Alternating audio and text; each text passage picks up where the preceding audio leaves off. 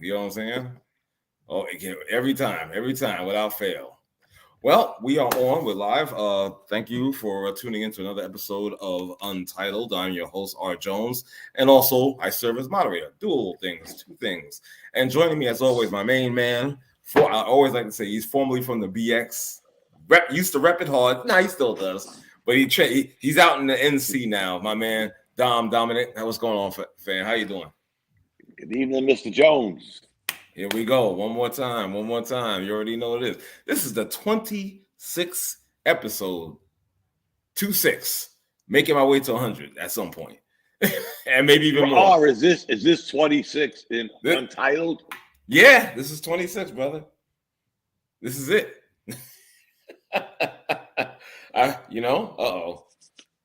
Okay, well, our boy David just texted me. He said he can't join us tonight. That's all right. We'll miss you, Dave. And always thanks for your support as well. Bro, we got some things to talk about. I don't really think there's gonna be an unhinged, but just a observation. No, well, it could always turn into it. Go ahead. I'm sorry, y'all. I'm listening. No, it can always turn into it, brother. It can always turn into it. You know us. Yeah, exactly. You know how we are, man.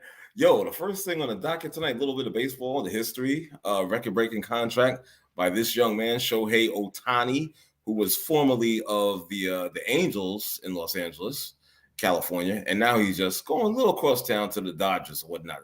He's going to be wearing the Dodger blue, and for a nice 10-year, $700 million contract. What I like just off the bat, that he is suggested about deferred money. I like that.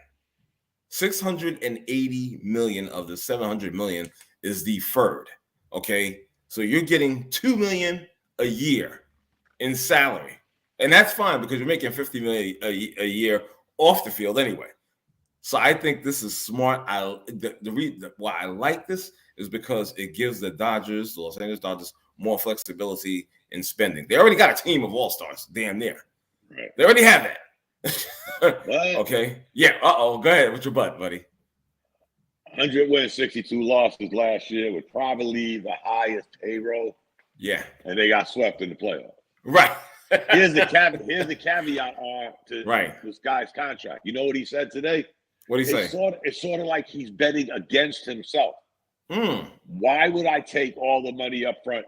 What happens if I get hurt? And they're still going to pay me. They're not going to. Yeah. Where am I going to? In other words, if it was me and you talking, we'd be saying, where am I going to be in 10 years? Right. Wow. When have you ever heard that before? I've never heard that before, Dom. Never. Exactly. One of my main nemesis on this show is here. I gotta. Ever. Don't gas him up. Looking dapper. Don't gas him up. He's probably at the bowling alley anyway. Don't gas him up. The hell with that guy. No. The hell with him. Where's the bishop at? Look at him. Look at him. Now he wants to. They want to try to tag. See, that's that. Come on, son. You know what I'm saying? Come on. Good evening to all. You know what? The last subject might be unhinged. Yeah, if we get that far. if we make it that far. For sure. This guy's already starting his stuff. Just texting me early in the morning. I'm like, bro, I see your shade. Reggie, I see your shade. Don't think it's like, oh yeah, I'm just asking a question. Oh, I'm being inquisitive. No, you're being a pain in my behind. That's what it is. I'm like, yo, dude, I can't even get a cup of coffee in before you start your nonsense, bro. Really? I played y'all all the way to Raleigh, North Carolina yesterday. We're in the car cracking up. I'm like, you know what? Y'all weren't using a lot of curse words. No, I was like, all right, this is pretty safe. They sound pretty clean. For sure. Voice. I'm like, my wife said, don't they work? I'm like, yeah, they probably doing it at work. on the way to work, exactly. Yeah. No, I was already at work. Trust me. Well, we know. Early morning bird here, boy. Yeah, for real. Yes, You're waking me up. Gotta go in. I actually got to go in tonight. Go figure. Got to work 12 to 8 tonight. Wow. Okay. I hear you, brother. Yeah. So Shohei is going to be the new Bobby Bonilla, huh? it's funny you mention that. It's funny. I get it. I see the similarity. Maybe not so much money wise, but I do see what you're saying. And I did think that did come across my brain as well. I was like, wow, okay, this is reminiscent. That's crazy. But remember, Reg, Bobby Bonilla signed that contract to take these little bits for 150 years down the road. Right. This dude is saying, hey, Reggie, I'm going to give y'all an alibi for like 9 years. Yeah. Just in case I don't make it to 10. This is some unheard of stuff, Reggie, for real. Now, let me ask you guys a question. Do you know if this guy is going to be pitching for a long period of time? Or is it going to be that two-way type of player for like maybe, let's say, I'll just throw it out there, like 5, 6, 7 years? Will he be doing that? I highly doubt it. Yeah. I don't see that. Definitely not this year. Well, yeah, because of the injury he suffered. Exactly. Definitely not. That might have been the wheels coming off too, guys. Yeah. Well, this is true. That could have been, Dom. This is very true. And let's be honest, the Dodgers ain't never sucking for pitching. No. I think they got him to be a part of their pitching staff. No, you know what? They don't need it because allegedly they're going after this other kid from Japan, this ace. So the Yankees, yeah. Well, you know what? And I see the Yankees try to make a move like getting what's that guy's name? Hideki out there, and also Tanaka out there to try to kind of sway him towards the Yankee way. You understand? Which is, I think, is a kind of it's a good move. You know what I'm saying? So let's see if that influence gets to Yamamoto. Exactly. It's a lot closer to California than it is New York. Didn't we have this conversation on? Me and you, maybe even on this show. How some of these Oriental players, no shade, like Reggie just said, the West Coast is closer to the Pacific as the East Coast is closer to the Atlantic. Right. Let's just keep it a buck. I mean, it's still probably, I forgot how many hours it took me guys to get to Korea. It seemed like it took me a day just to get to Hawaii. Right. Exactly. Then I had to go even further. Right. So I don't know where the hell Japan would fit in. Yeah, but for real. Again, it's closer, and probably attest to this. The fandom out there, like remember Ichiro, Seattle. Yeah. We only got Tanaka by accident, guys. To be quite honest. Right. True that. But that's their bread and butter. The West Coast. The West Coast, exactly. I'm surprised that the Yankees wound up with Matsui. You know what I'm saying? Exactly. And Tanaka. And Tanaka. They wound up with the fat toad, that guy Hideki Irabu. Irabu. Yeah. You know what I'm saying? So they wound up with these guys and whatnot. You would think that, again, but like you said, Dom, it's closer. It's a quote unquote easier commute, so to speak. I know that's like crazy talk. Still 100 miles, 100 hours. But exactly. Remember something. Back in the days of Tanaka, Irabu, Matsui, the Yankees were a powerhouse. Yeah. The Yankees could have been playing on the moon. Right. And they would have. Remember, you had El Duque from Cuba. El Duque got on that illegal boat. Right. Landed in the Yankees' lap. Remember that? At that time, we were the team, so everybody wanted to play for us. Well, yeah, this is true, Dom. You know what I'm saying? Everybody wanted to be a Yankee, a piece of the Yankee. Yeah, for sure. Times have changed. You already know. You already know how I feel about that. You know what I'm saying? That whole mystique has changed drastically in these recent years. And we're Yankee fans saying this. So exactly. So any Yankee fans that you get your hairs all bunched up and tightened or whatnot of what we're saying, it's the facts. But it's facts. What it is. It's true. Exactly. I'll be honest, guys. I know we ain't talking about that, but I kind of felt it coming, but I'm like, something's gonna go wrong with getting Soto. I'm like, man, it seemed like the handwriting was on the wall. We need a left-handed batter with power. We didn't have none of them last year. Right. No, which made no sense. Exactly. The New York Yankees with the short porch had no left-handed bat with power. Ridiculous.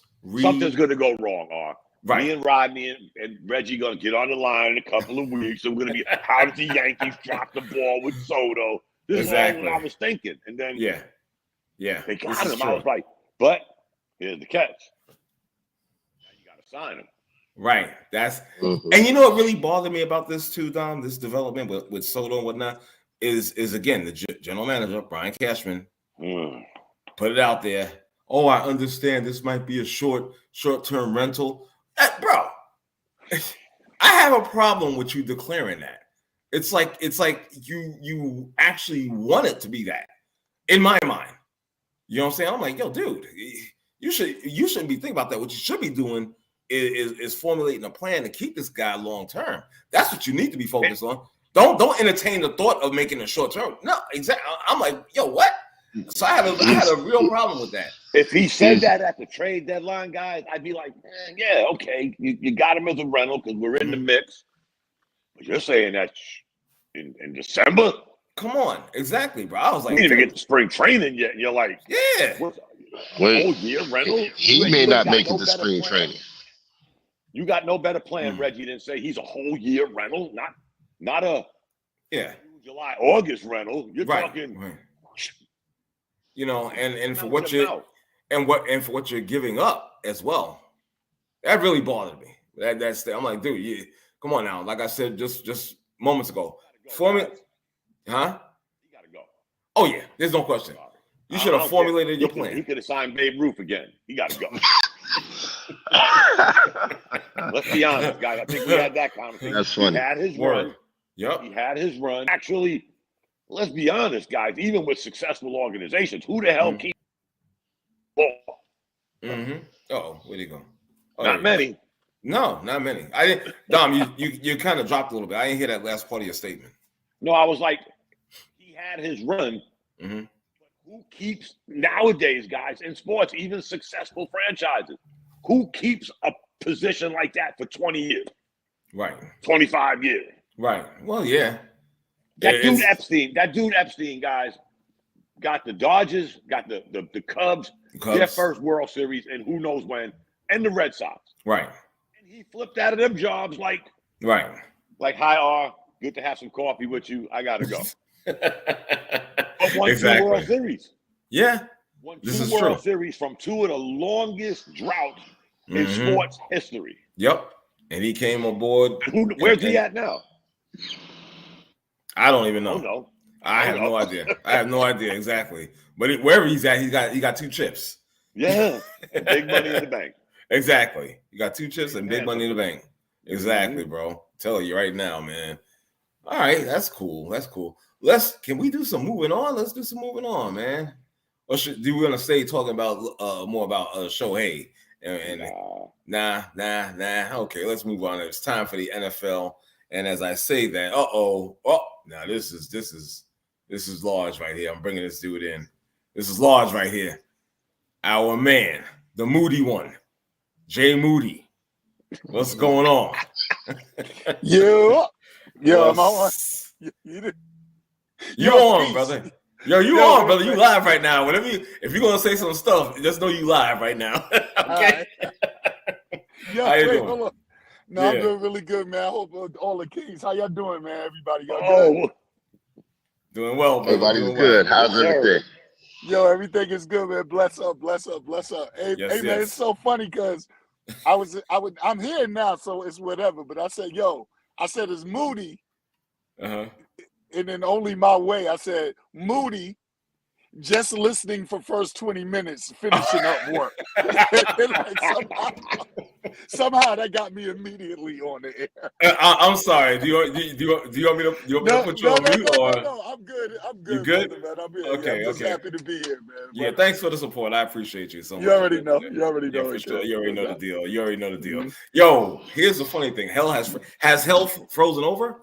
The reason I put that out there is because both New York quarterbacks, both of them, won Player of the Week in their respective conferences. I'm talking about Tommy DeVito for the New York Giants. I'm talking about Zach Wilson for the New York Jets. Both of them in the same. Yeah, bro. Let me just say this, and I know you got Giant fans in the house, and I'm not a Giant fan for my personal reason. Me either. But again, I'm so sick of these nicknames. I'm so tired of shit. First you had Danny Dimes. Where's that gotten him? Nothing. Now you got Tommy Cutlets. Yes. What is that? What is that? What is that? What's his nickname? Tommy Cutlets, like chicken cutlets, bro. And I'll admit this. He's got a nice little run going. He's 3-1 as a quarterback. Okay, but I need to see. Yeah, I need to see more. I need to see more. He's only proving that the Giants' offensive line doesn't suck. He's proving that Daniel Jones. I still need to see more. I still need to see more. We're not doing this whole, it's the East Coast Brock Purdy story. No, I'm not buying this. I am not buying this. We're in the twilight zone. The one thing I like about him, when he sees an opening, he's gone. He is gone. He ain't waiting on the offensive line to give him an extra block, an extra 2 seconds. That's true. He's gone. He's out of there. He's like, yo, the hell with this crap. Yeah, let me get out of here. Yeah, he don't have those concrete feats. I'm not really. I support the city, but I am Giants. Like anything New York, I pretty much rock with it. But, okay, yeah. Sure. But I'm Giants because my daddy forced me to be Giants from 1970, from 76. But the nicknames. Yeah, we like the Giants, man. You guys got to remember the one thing I take pride in. This is a franchise that has brought a championship to the city. At least one per decade for 40 years, man. And this is the first 10 years or more that we didn't get it done. But with the nicknames, we're just so social media nicknamed out. We're like rappers. That's what the Giants are. The rappers. We got cool names and crappy records. That's what the Giants are. We got the coolest names in the world, but you're like 1 in 50. Nice. I'm telling you, man, I can't deal with that. I'm like, again. I'm like, okay, so now this guy's the next hot thing, and we're talking take him over Dons. I'll take him over Dons. Yeah, for sure. And it's a shame because it took $160 million plus season-ending injury to actually find a halfway decent quarterback for the squad. Right. It's a shame. You know what I'm saying? And it goes back to me saying, well, not just me, but others saying that, instead of spending $160 million in 4 years on this dude, you should have gave Saquon. Saquon Barkley is the reason that you got that money. Period. Right. But that ain't happening, We had that conversation for about 3 years now. Right. They firmly stand on that. The life expectancy of a running back is anywhere from 2.3 to 4.2 to whatever years. So they rest on those bullshit laurels. You know, I'm a Penn State guy. Yeah, but for sure. That being said, no, he never stood a chance. We had this conversation last year. Exactly.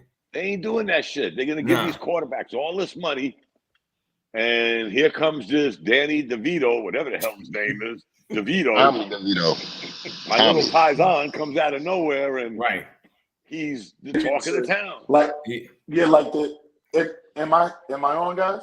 Yeah, you're on. Yes, sir. Yeah, I'm sorry. I haven't been much into the stats and even so much like the records and the contracts and stuff, but that's one of the questions I thought I posed to the group is, do you think, let me ask you guys, so as far as Saquon, when is his contract up? And before anybody answers that, do you think that he has retribution in his mind? Because I didn't see anything but disrespect. Because even if they're doing like that bullshit chart of the life expectancy, the Giants have won Super Bowls off of defense. We've had mediocre, not great quarterbacks that got the job done in the backfield. Right. So I would think that you would bypass if you can give him $100 million, bro. Him. That's so that means that how many guys on the line right now? 4. We got 4 starting NFL quarterbacks on the call right now. Yes, sir. So you can just give somebody 100. Do you guys think that Saquon, you think he has a mind of vengeance, or do you think he's just going to take it as it comes? Because he's now got his own luggage, dogging himself for the team with his knees and trying to preserve his body. What do you guys think he's going to do? That's good. That's actually a good question. Go ahead, Dom. First and foremost, Moody, he's on a 1-year contract for close to $11 million a year. So that means his contract is up this year, and they're gonna do the same thing. Yeah. Moody, we missed you. Yep. We've been talking about this for 2 years now. Man, it is what I hate to say it like that. It is what it is. But here's the good thing about Danny Dimes, where something we bitched about forever with the NFL not having guaranteed contract, the shit gonna come back to help the Giants this time. Because we can get rid of this clown and probably pay some exit fee, and everybody will be happily ever after. But running backs ain't getting nothing, Moody. Nah, they don't get jack. They don't get jack. They will so rotate. that's all over the league. Then that's not. Look what the Cowboys did, guys. I'm not saying Elliott was on his last leg, but they had this one guy come in, have a decent season. Let's get rid of Elliott and put him in there. We'll pay him peanuts for 2 years, and then we'll rotate that position because guess what? It's a passing league now, guys. They can give two shits about running backs. Nah. Wow. It's an offensive, passing-driven league. It really is. It really is. And in regards to, you just said about Ezekiel Elliott and whatnot. Yeah. I thought he was on his last legs. After that first year or two, I was like, this guy, no, he ain't it. He ain't it. You know what I'm saying? I have to be honest with myself. I was looking at his play. I'm like, yo, dude, when you first came to the league, you was like damn near unstoppable for that team. You was. And then he's probably the last running back, Moody, Reg, to get that contract. Right. That's a thing in the past. Right, exactly. He's the last one. That's it. Well, you got to remember that offensive line the Cowboys had also. Well, the line is great. Their line is great. I'm not going to front. We'll never see that again, guys. No. That Elliott contract, that was the last. If y'all keeping track of it, who got a contract like that as a running back since Elliott? Didn't what's his name get paid at one point, and then he just like fell off the tracks and he went to the Jets. Cook. Not like that. Not that Ezekiel Elliott. I think the closest player to get that kind of contract was back in the day, probably the last one before Elliott, Adrian Peterson. Yes. Okay. Yeah. Just thinking this guy. I wonder what he's making. I can Google it. The best running back in football the last few years, Derrick Henry. Right. He's not making. Nah, he's not. He's not. Exactly. Wow. No. Yeah.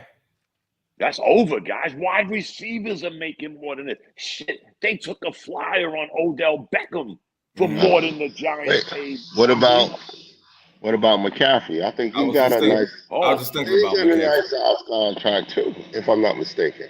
I think he came with that contract though from the Panthers. Yeah, I think so too. Okay. You know what I mean? Yeah.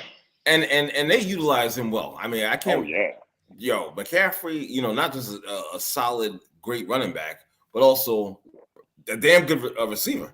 You know what I'm saying? In the backfield and whatnot. And they utilize his talent. They totally utilize his talent. That's the cog right there for that 49ers team. There's no question. As he goes, they go. If he wouldn't have got that hiccup, guys, because if I'm not mistaken, he was the first of probably 2,000 years to have 1,000 and 1,000 back when he was with the Panthers.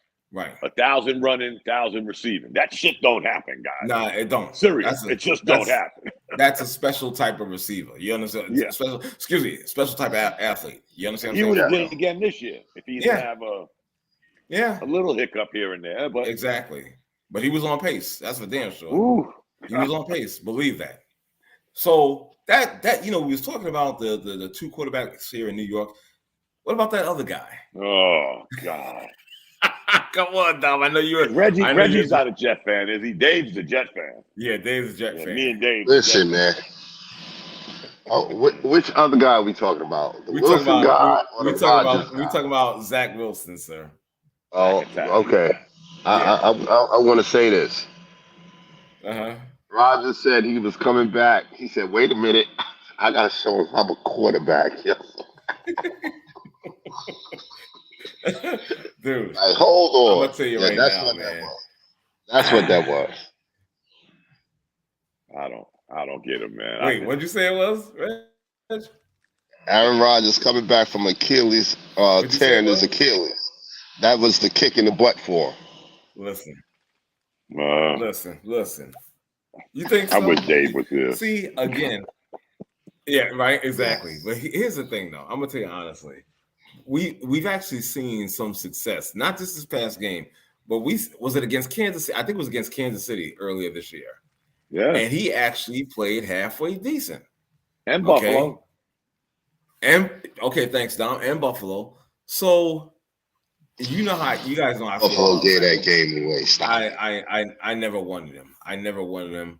They should have chose anybody else besides him especially overall number 2. I was like, no, that's not the guy. But they did. They picked him. We see what it is. But again, he shows these somewhat flashes of brilliance at times. The thing is, the talent, it could be there. It could be there. But the thing is, it's the consistency. It's the consistency. You have other skilled players out there, you understand, that can help you, you know. But again, your consistency in your play, it hurts you. It hurts the team. He reminds me of that guy you want to like, man. You know, you really want to like him. You know, he's got good arm strength. I think he's too hesitant. I think he's too scary. To me, being a Jets fan and a Knicks fan, he reminds me of RJ Barrett. You want to take that next step. And then he starts off taking that step. He's striding, he's moving, and then turns back into RJ Barrett. Turns back, exactly. This guy turns back into Zach Wilson, and you're sitting there thinking, I'll say this, guys, you cannot say we didn't give him a chance. Right. Oh, yeah. I don't want to hear that shit. We gave him a chance. But like we were previously talking about San Francisco, with all the weapons that they have McCaffrey, they got DeVito. Okay, you think these offensive coaches would have since okay, let's help this dude out. Let's get the ball in these guys' hands. Yeah, I understand. To take some pressure off of him. They're not doing that. They're not calling those type of plays. See, they're not putting him in a position to win. This is one of the years, guys, maybe the last year and a half, 2 years, that the Jets actually tried to take better strides on the offensive side of the ball. We always concentrated on defense. Right. And we threw whatever out there on offense. Not this year, guys. We had good running back. We got good wide receivers. I hate to say this. I don't know who's got the biggest foot on the banana peel and the other one out the door, Zach Wilson or the coach. We can't keep giving him alibis and saying, well, you know, we're missing this, we're missing that. Just like Reggie said, you guys are professional coaches. What steps do you take to get us out this quicksand? Okay, we understand R got hurt. You had no backup plan. Right. All of this, with all these offensive weapons y'all got, you didn't have no backup plan in case a 5,000-year-old quarterback got hurt. Right. Yeah, exactly. Zach Wilson was your backup plan. Yep, exactly. And you've seen what he's been. And you see Reggie's point. You know, come on, guys, really? And brothers, you've seen what happened when Zach wasn't getting the job done. They turned to this guy. What was that guy's name? I don't even know his name. Was it Simeon or it was somebody else? No, it was the other guy. Tim Boyle. You see the 2 games. The one they cut. After the 2 games, they cut him. Yeah. They cut him. That was it. They had enough after 2 games. And so they had to turn back to Zach. And even Zach was like, well, you know, I don't know if I want to do this. See, that kind of pissed me off. That pissed me off right there. They did it last year, guys. Who was this guy? White? Remember the quarterback last year? Yes, I remember White. Exactly. Mike White? Where's he playing at? Who knows? Well, how about this one? A blast in the past. Joe Flacco was out there doing this thing for Cleveland this past week. Was he not? Led them to a win as well. He was doing his thing. Led them to wins. So again, your backup plan, right? He was a Jet. Okay, like again, Taj Gibson. I see. NFL version of Taj Gibson. There you go. Exactly. So my thing is like this. I'm like, dudes, you know, like you said, Dom, is it the coaching? Because Nathaniel Hackett is trash. He is straight trash. Yeah. We know all the notoriety of you and Rodgers together. And yeah, okay, whatever. That's clearly not the case now. It hasn't been the case since the 4th play of this season. Okay. What you should have done, as Reggie said, you're a professional offensive coordinator. Why don't you utilize the talent to help this kid out? Okay. Why? These play calls are horrible for the most part. Horrible. Yeah, and I know you see it, Dom, because you watch that team. Okay, the play calling it's horrific. It truly but is. I still sit back, guys, and I say, damn, I see Reggie going through this, going through that, and I still see Salid on the sideline like. Yeah. With that goofy look. That offensive coordinator works for you. Right. He works for you. Exactly. You brought him on, whether it was a pat on the back, good old boy helping Aaron Rodgers, whatever the case may be. You hired him. He works for you. Exactly. And you're sitting on the sideline like, no, them days are over, guys. We gave this guy, I don't know how many years worth of alibi. Because I will admit, something went wrong. Something went wrong. But to Reggie's point, y'all are professional coaches. Y'all are professional coordinators. There you go. Don't we plan on shit going wrong? We do that in our lives, don't we? Hey, I'm going to drive to Florida next week. I better have a backup route in case I-95 is effed up. Exactly. And what's so crazy I ain't the brightest bulb in the shed, but and what's so crazy do that is shit for the money they're making. Exactly. Nah, man. Sorry. And Salad's going to get another year. I know. Unfortunately, I agree. He is. I know. Unfortunately, I personally wouldn't want to see him get another year. But I'll tell you this much. If he comes back next year, he better change his shit. I'm gonna tell you that right now. He better have a backup plan to a backup plan to a backup plan. Okay, especially in regards to the quarterback position. He better channel his inner Bruce Wayne.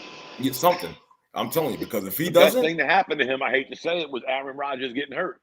Gave him that extra year, as we're all talking about. Yeah, I'm telling you, if Rodgers goes down again, for whatever reason, because he's up there in age, if he goes down again, they better have like 3 backups. You better bring back to Mike White. You better listen. I don't even care. Flacco, and I don't even care if you convince out of retirement Ryan Fitzpatrick. You better get one of those guys, or all 3 of them. Okay, to now, because nobody's gonna stay around for the whole Tim Boyle experience. Nobody's gonna stay around for the whole Brett Ripien or whatever his first name is experience. No, Trevor. They're not gonna want to go for it. They're not going. And here's the sad thing, guys. Through all of that, you ain't gonna get a top draft pick. No.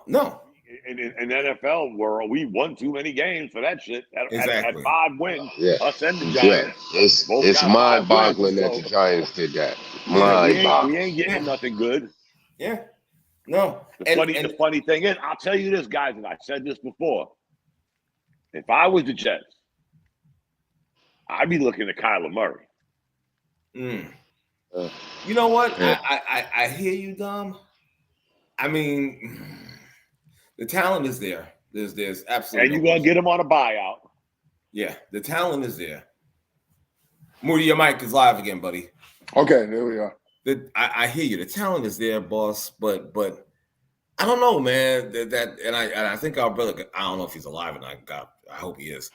Chandler had brought out the fact that his character. You know what I'm saying? Not really a likable guy like that with his teammates. Would that change if he comes to the Jets? I don't know. But if there's that potential, it could be kind of dicey. There's that time in all our lives where you get that slap in the face. Russell take it and move on and better our careers behind it. Sometimes we're the person doing the slapping in somebody's face. And you hope Moody, Reggie catches on to why we're slapping them. We're not doing it to hurt you. But maybe that slap gets him to move out of there. Because guess what, guys? We said this in the beginning of the year. This team is tanking. And they ended up coming back to beat the Giants. Almost hurt their tanking, but they're tanking for a quarterback. Right. They just gave this guy, again, great thing with the NFL, no guaranteed contract. We can get rid of him at the drop of a hat. He'd be a good plan B. And if something happens to Rodgers, or Rodgers decides to next year call it a day, you got a pretty damn good backup. I don't care what anybody says about his attitude, his inability to study. He'd rather play PlayStation, whatever number we're at now. Right. The kid could play. Yeah, he can play. He can't take nothing away from his talent. He can play. No. Change the scenery. Like I said earlier, the talent is there. Yeah. You know what I'm saying? There's no question about it. And by that time, the Jets will probably have fired Salid and Hackett. Mm-hmm. So he'll be on real fresh legs. Yeah. And Aaron Rodgers decides to call it a day after next year. I don't know how old. I don't know how old he is, Murray. I think it'll be 40. In his 20s. Right. Of course. Of course. Athletic, got a good arm for a guy that short. Yeah. Give him a change of scenery. Russell Wilson-ish. Yeah. But again, like I said, I mean, I'm not going to take away from his talent. I'm not even going to do that at all. Again, it's just the little attitude problem. I don't know, man. I don't know. That's a legit concern, bro. I think he's Russell Wilson with a lot more speed. Yeah. That kid can fly, man. You get him in the open field, he's running like a wide receiver. I hear you. Nah, you're right. All right, let me do some more. Moving on real quickly. I don't even know if I want to talk about this with you guys because we don't have our brother Ronan. We don't have our brother Marshall. You know, those are the two Cowboy fans on the top of my head.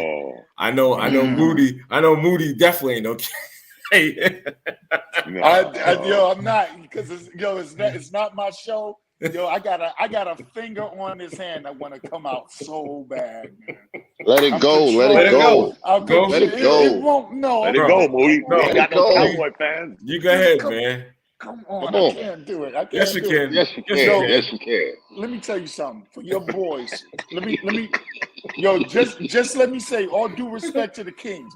Let me tell you, Kyle Down something, man. You listen. Y'all gotta understand. We don't care what kind of year you have. Nobody cares. It's going on 3 decades. We don't care about your 5. Right. Wesley Snipes was Nino Brown. Payphones, 10 cents. Leather bag cellular phones, BG. We had the 2-door Pathfinders. Right. Nobody cares. Until you get it, we don't want to hear about your bum asses. We don't. Ooh. Go get it. Until you got get that it. unhinged early. Wow. Yeah, man, I'm sorry, man. Just until we tired of hearing about y'all. Who wants to be America's team today nowadays anyway? And that's the Patriots, technically. The Patriots is superior to y'all in football in America, bro. I'm so sick of I don't want to just man, it's not y'all. The Cowboys are a great franchise. I like Dak Prescott, young black quarterback. Okay. Just go get it and shut up. We don't care about your 5.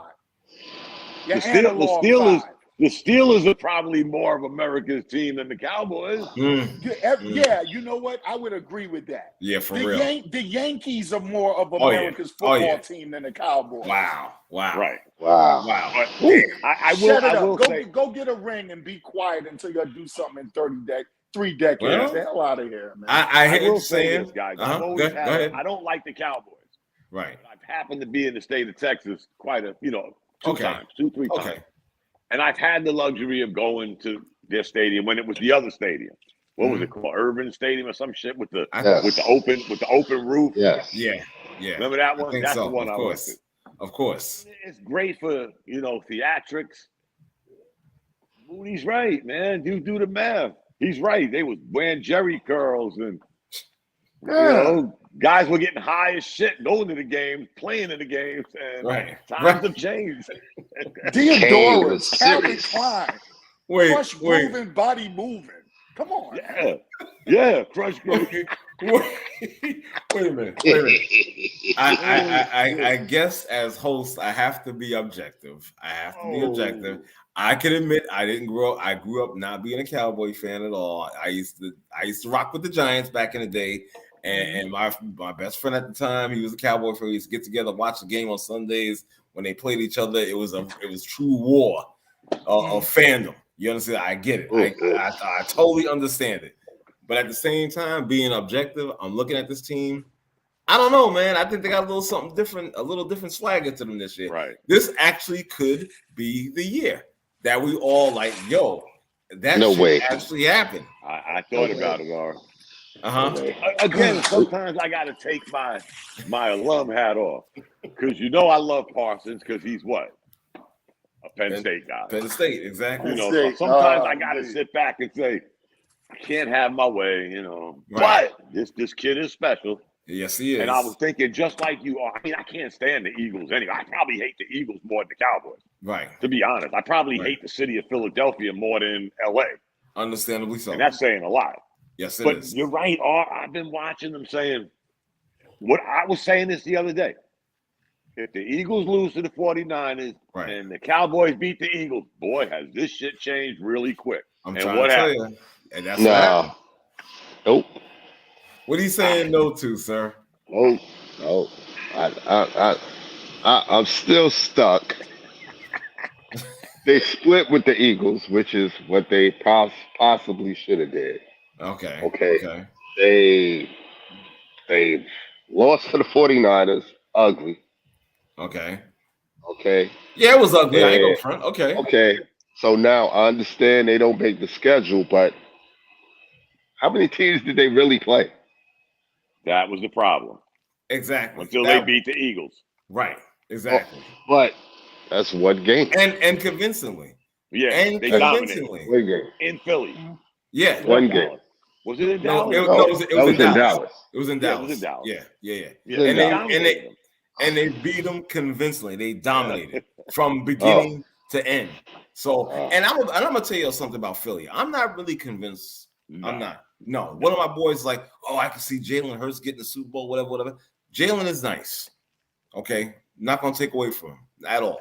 But at the same time, I've been saying, I think we said it on the show, we've been seeing this team win, but barely winning in some games. Now, I don't know if it's the drought, not drought, but I don't know if it's because the season is like 17 games long. You know what I'm saying? That whole, what would they call it? Dog day afternoons of August, like we do in baseball. I don't know what it is. But at some point during the middle of the season, they were winning, but it wasn't like dominating. You understand? They were just getting by. So that right there. Listen, I'm just saying, bro. At the end of the day, it does not matter. You win 6-0. All at the end of the day, the only thing that matters is that W. Yeah, but at some point, no, you don't get style points. I'm not going to stop it. I'm not going to stop it. No, I'm not going to stop it. You don't get style points for winning. I'm not sure. That's facts. Nah, don't. Go ahead, boss. No, well, so also, you think about those undefeated Dolphins and Patriots and these kind of. I just believe in how the season works with any sport. It's the ups and the downs. What goes up must come down, right? Yeah. What's down eventually comes up at some point in time, even if it's at some point. Right. And I think that with the Cowgirls, the thing is like this: when you are looking at a franchise, the team itself and the athletes on the team, I don't dislike them because first of all, they don't even know I exist on the planet Earth, so I don't dislike them. Right.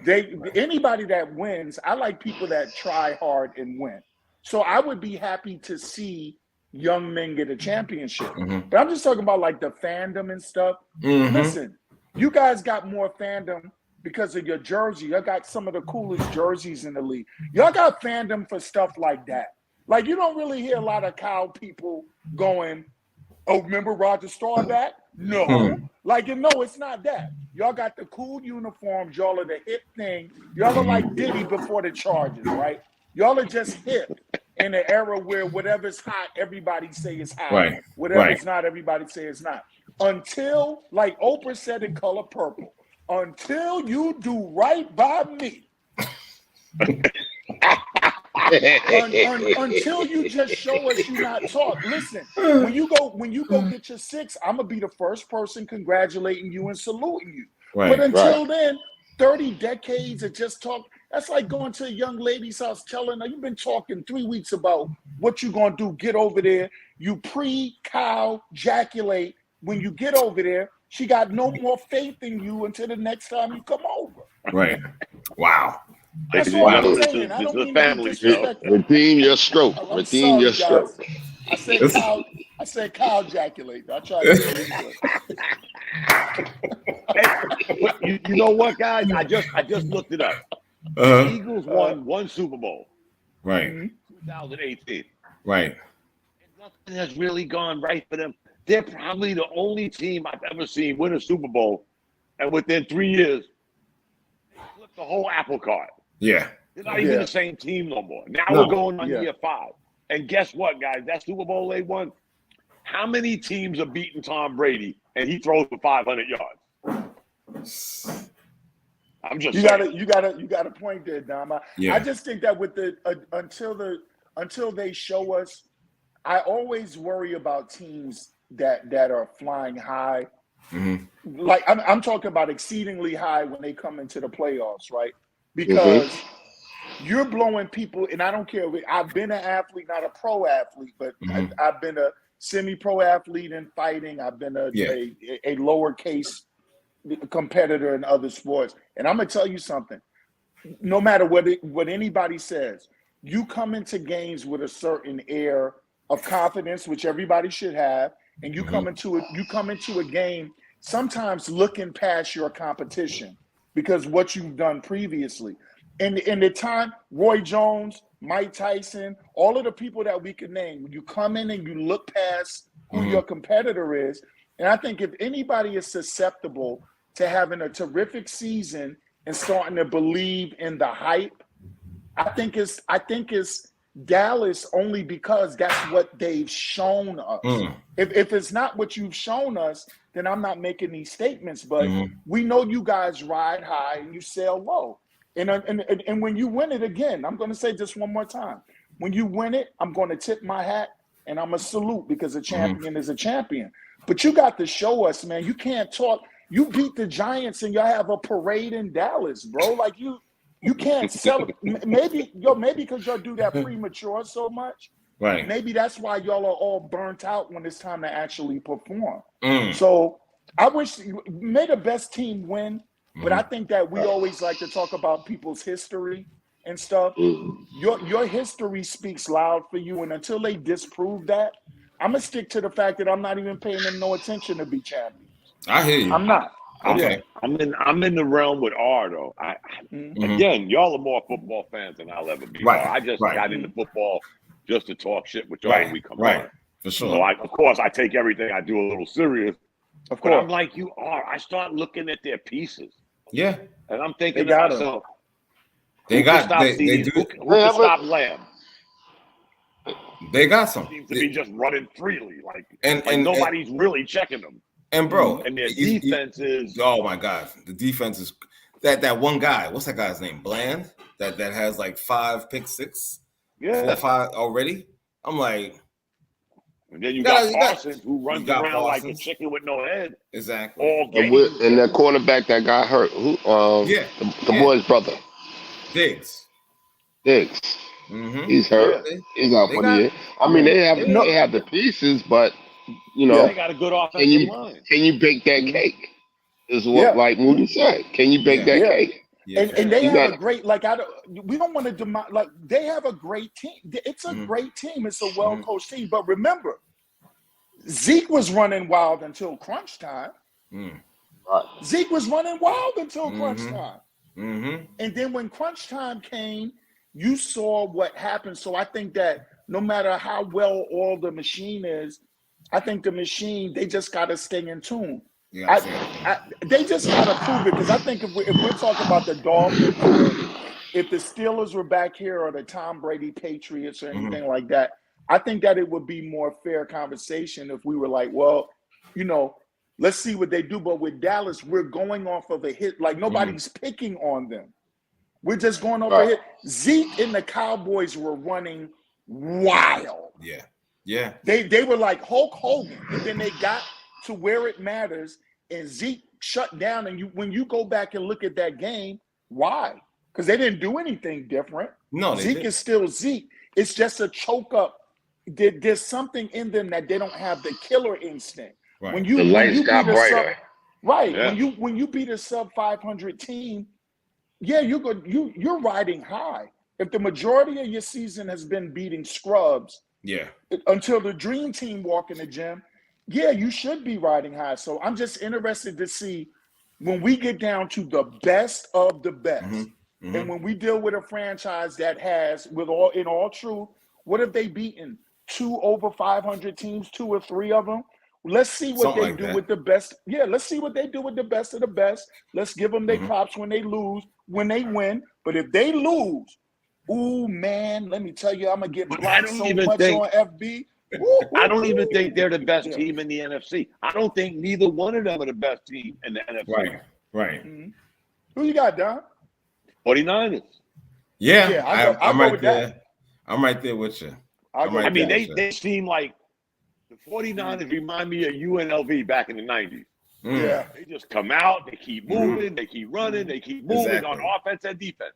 It's like a non-stop thing, and then the game is over. And they don't smoke both teams we're talking about. Yeah. They smoke both of them teams. You know what I like about the 49ers? Everybody's saying this guy Purdy might not be for real. Whatever. They got great receivers. Christian McCaffrey is the new Gale Sayers. Right. And they have great coaching. They have coaching. Yes. Exactly. Yes. Right. And I don't think, and I saw this coming, guys. The Los Angeles Rams were so hyped. That young coach wearing the tight shirts, looking like, some Under Armour model. That shit lasted 1 year. That was it. But the 49ers are still churning it out. They're still rolling along. You don't get your record by act. Like, you don't get – nobody goes 10-3 by an accident in the NFL. Right. So it's like if people are – like if you're saying, well, they haven't been looking well. No, they haven't been looking well. But there's also a thing called perseverance. And maybe being 10-3 and not being at peak efficiency, maybe that means that when it all matters, you find a little bit in you that you bring out to get over the hump. And I tell you, teams like that, if my team is opposing them, we're the Giants, so we don't really oppose anybody that matters. But we'll talk about that some other time. But if my team is opposing them, that team that can eke out games and get to 10-3, they scare the hell out of me. The team that's like coming Detroit. in there, like Detroit on an 8-9 game winning streak. I get it. This could be the day that you fall, bro. So that team that has managed to have one of the best records struggling, that's scary. I think the best thing that happened to Detroit was Detroit hit that slump at a good time. Yeah, because I think they were moving. Dominic, you could say the same thing about the 49ers. They had a little slump, which I thought was the best thing for them. They was doing this last year. They were doing this last year until Purdy got hurt. And let's not forget, to Moody's point, they're 10-3. He was coming back from that injury. McCaffrey was coming back from injury. He missed a game or so. So again, where they're clicking at the right time, I'm telling you, I can't see the Lions and the 49ers in the NFC conference. I'm not going to put that. I'm not going to rule that out. It's funny you say that. So now, let's go another team out there in that NFC West. They got their quarterback back. Oh, Denver. The Rams. AFC. Oh, the Rams. Yes, sir. The Rams is. I'm not going to sit here and say they're going to make a lot of noise, but that's a team that'll scare you. They might break somebody's heart. You know what? I don't know. I'm not really impressed with them like that. That's just me. You got to remember, their quarterback was out for what, like 4 or 5 games? Okay. Yeah, but who is he, Reggie? Is he the Matthew Stafford from Detroit? Exactly. Or is he the 1 year Matthew Stafford? He's a Super Bowl champion, bro. I'm not. So is Joe Flacco. He's a Super Bowl champion, bro. And so is Trent Dilfer. So is Trent Dilfer. Okay, hold on. Yeah. I got to put an asterisk there. The defense won that Super Bowl. Stop it. He was still the quarterback. No, dog. List goes on and on, guys. Come on, man. Really. Can't co-sign that one, brother. But again, the 49ers were doing this last year. Got in the playoffs, and that's when Purdy got hurt. Right. And we're still saying we don't think this guy is that good. Okay, maybe he's not, but he's winning. Yeah, he doesn't have to be that good. Year, but it was damn good. Yeah. I bet you the Jets will take him. I bet you anybody will take. It's not if my anybody memory that serves won't me take. correctly, NFL guys. He was the third quarterback last year, wasn't he? But yes, he was. Yes, he was. Yes, he was. Everybody and their mother got hurt. There's this guy. Was he a rookie last year? I thought they was making jokes Was from he a rookie? the I think he was a Murphy rookie movie. last year. Remember? He might have he been was a the rookie. third quarterback. Yeah. I thought it was a joke when I heard his name. Remember the Eddie Murphy movie? Miss Birdie, how you doing, Right. Miss Birdie? Right. I think it was. I'm thinking it's a joke. But it was Garoppolo, Trey Lance, and Purdy. That's who it was. Yes. Yep. Hey, I heard a couple of weeks ago before Young Boy stepped in for Dimes that the Giants were looking. They had interest in the actor that played the quarterback on Remember the Titans. So I bet you that will take him. You know, like we're looking for we're scouting JV and in the Pee Wee League and guys in the park playing flag. Bro. Purdy is an elite level. One thing about these quarterbacks, even Danny Dimes, here's the one thing I know.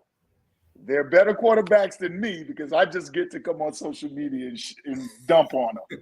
Right. You know what I mean? Like For they're sure. better quarterbacks than I'll ever be. But he's a quarterback, and again, your records when you start getting in that number 5 and 5, 6 and 6. I give you a little leprechaun luck there. 10 and 3. Yeah. 9 and you have done something right more than you did something wrong. For sure. Exactly. For sure. There you go. That was partially unhinged. Awesome. Hey, Dom, we got close, Reg. Yeah, I'm trying. If we make it to the next one, I think we'll be unhinged, Reg. Well, Since we've been talking about it all day. Let's move on then. I'm trying so hard. Let's move on. We're gonna go to the lane of the NBA. The unhinged portion. Oh, Nah, no, we're not there yet. Oh. Not yet. Well, somewhat unhinged. The precursor. I'm gonna shock y'all with that though. But yeah, With the Los Angeles Lakers win the inaugural Sippy Cup. Oops, I mean, what's that called? See, I mean, what in season tournament? Yeah, listen, yeah, it's a Sippy Cup, man. Come on, man. Yeah, Moody, are you a Laker fan? Brooklyn Nets. Okay, we good. My man, we good. Yes, there you Brooklyn go. Nets. Brooklyn wait Nets a minute. So wait, I got to go. behave? No, you gotta we be. don't, Reg. You don't. No, You don't. I am really glad that you're here tonight, Moody. Thank you. I didn't realize you were a Brooklyn Nets fan. I need some backup because these guys be all have to add Moody to our on my neck. Brooklyn, New York, stand up. Brooklyn That's it. Nets all That's day, it. all night. Don't Thank care you very what much, the record brother. is. Don't care what anything is. Brooklyn Nets. Can I ask you a question? Now, to be fair. Ever a Knicks fan, Moody? Huh? Were you ever a Knicks fan? Knicks fan. No, I've been Okay. I was a Nets fan from 1976 when I saw Dr. J. Okay.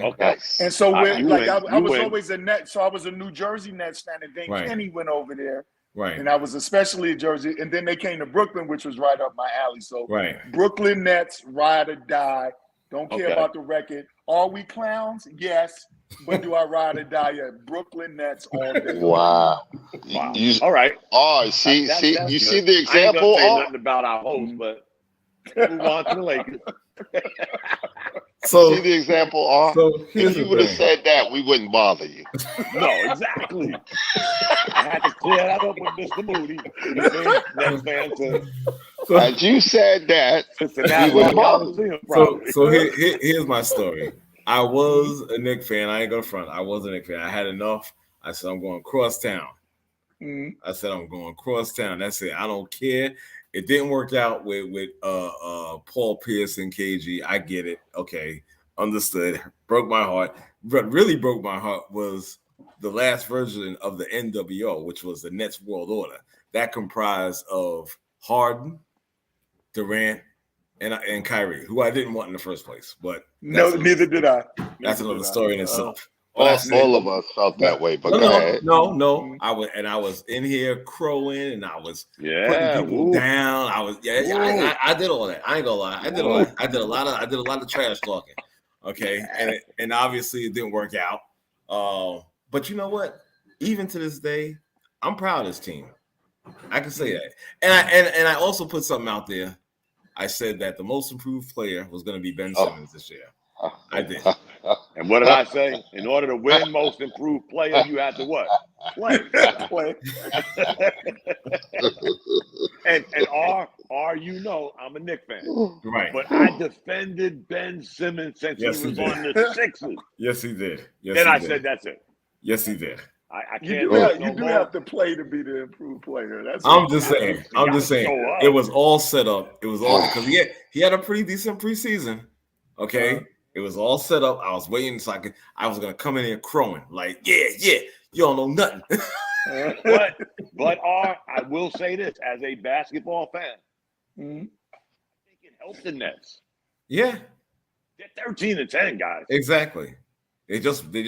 If you had them being 13-10 after 23 games, then that meant Ben Simmons was the most improved player. But I think they got better without him.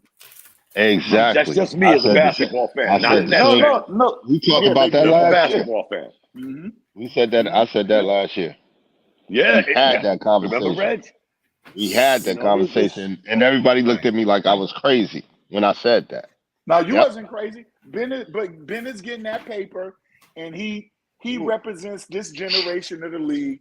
They getting that paper, man. Like I would be ashamed to come to games with shades and a pretty girl and not play for like all year. Like I wouldn't even want to really be there because I'd be embarrassed. These new guys, man, it's cool, man. It's like, I'm getting my money and I don't have to play. What better? Which one of us would say, hey, so I could get paid and not show up for work? Hey, let me do that. That works too. Right. I would at least wear the warm-up. Doesn't care anymore. I would at least wear the warm-up suit. Yeah, I would too, man. I put on a mascot uniform and do some cheers. For sure, exactly. It's COVID. I still have my mask on, my Nets running suit. Right. Again, I mean, we're not talking about the Nets. Let's talk about the Lakers. But okay. I'm surprised. Moody, was you a Nets fan when they played in the Coliseum? Ooh. I'm sorry? Was you a Nets fan when they were playing at the Coliseum? Los Angeles. I mean, not Long Island, excuse me. Yeah. Nassau Coliseum. Yeah, 1976. Now that's a Nets fan, no shade. Okay. Because no wavering. I'm gonna take it back. He was a fan when they was playing on Channel 9. Oh, yeah. Wow. Yes. Moody takes me back. Moody takes me back to those days. I always talk about, like, especially my early time in the military, that I may have had a favorite team, but I always had to represent New York. Right. For it, when the Mets won, everybody was like, "Oh, I thought you was a Yankee fan." But if the Mets lost, everybody would say, "Oh, New York sucks." So I always defended the Nets, believe it or not. I'm a Knicks fan. I'm not one of those guys, Reg, you know that. I'm not one of those guys because I like A, I hate B. I still like the Mets. Right. See, I'm not like that either. I still like the Giants. Right. I like the Nets because I'm telling you, man, I had this funny feeling, when you was talking all that dumb shit about MIP. I'm like, they might be better without this guy. Well, I'm just saying, they might be better. Because guess what? Bridges is showing that he is not only durable and could play 106 games in one season, he's pretty damn good. Yeah. Productive. Yes, sir. Pretty damn good. And of course, one of my boys, Cam Thomas, I mean, he can put the ball in the hoop. Yeah, we know he's not a defensive stalwart. We get that. Okay, but he's there to play. He's there to put the ball in. Can we just do a pause? No pause, no homo shit. But can we get over that defense in the NBA? Can we just put that aside and say, that need not apply no more? Not in this NBA. Defense is traveling. There was 9 teams the other day that scored over 135 points. Right. Yes, sir. 4 of them lost. When can you tell me a team scores 135? Right. The Indiana Pacers are going to end up giving up 200 points in the game this year. I'm close to betting on that shit. Wow. They give up almost 140 a night. I don't want to hear nobody talk about the defense no more. Oh, this guy's a great offensive player, but he don't play defense. Nobody plays defense in the NBA. They don't play defense, and also there's no more traveling in the NBA anymore. No. Yeah, no. So a lot of fouls. So you know. Wow. Mm-hmm. Wow. But getting back to the Lakers, I'm sorry. Okay, it's all good. It's all good, man. Ooh, the Sippy Cup. So the Sippy Cup, yeah. So they won it. You know what I'm saying? Or I think they had a perfect record, 7-0. You know, matter of fact, it was a battle of the unbeatens between them and Indiana Pacers and whatnot. And I'm like, I don't know. I didn't really watch a whole lot of this whole thing because the games were played on Friday and Tuesday, I believe, if I'm not mistaken. I just wasn't really impressed. I understand the games were supposed to be competitive and whatnot, but again, my whole view of it overall, it's like it's unnecessary. You know, Commissioner Bobblehead, you want to be all innovative and whatnot. It's just not working for me. Again, I say that after one season. Maybe, perhaps later on, if they keep doing this, it'll grow on me. Perhaps it won't. Who knows? But for the first year, I wasn't really impressed. I was like, okay, whatever. If I happen to watch a game on Friday, and if it was one of those in season, I was like, all right, whatever. It is what it is. It wasn't on my mind like that. They want to try to create this whole exciting narrative. No, it's not working over here. No, sorry. I said it from the beginning. Yeah, you did, Dom. Or I don't want to sound like the old guy. You know, I get my lawn treated, I cut it.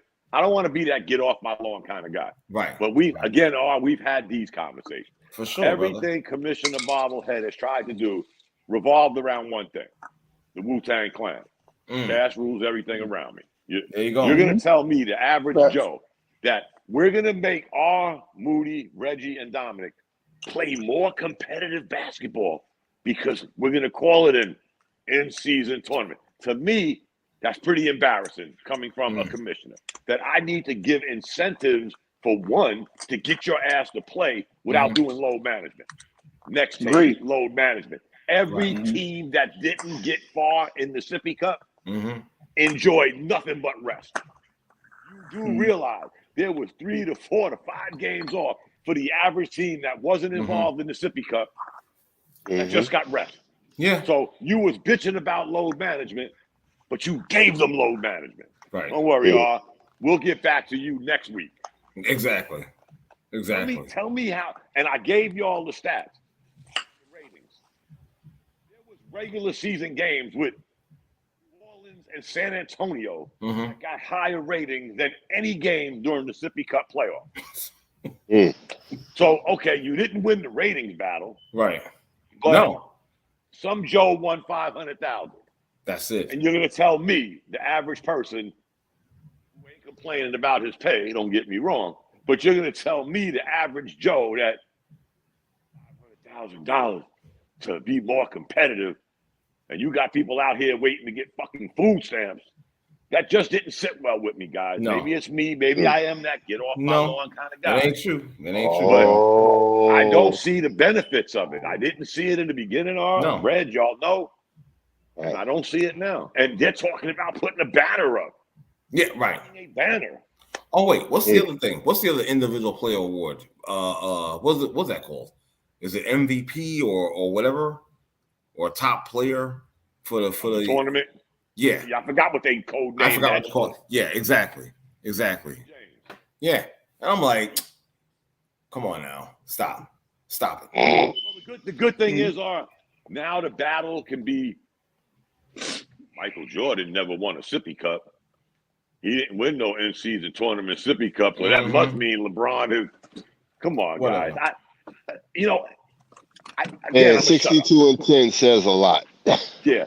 After the to generate more competitivenwe in the league, I was done after that, guys. I skipped over the $500,000. Yeah. When I heard that shit, I was like, wow, we got to do this to make the league more competitive. Exactly. I was like, yo, get this bullshit. Even when Commissioner Bobblehead, Adam Silver, for guys that don't know, but Commissioner Bobblehead was like explaining it, and I'm like looking at the TV, like, again, it was like the Charlie Brown teacher voice, like, wah, wah, wah, wah, wah, wah, wah. There's no interest whatsoever. I'm like, I don't care.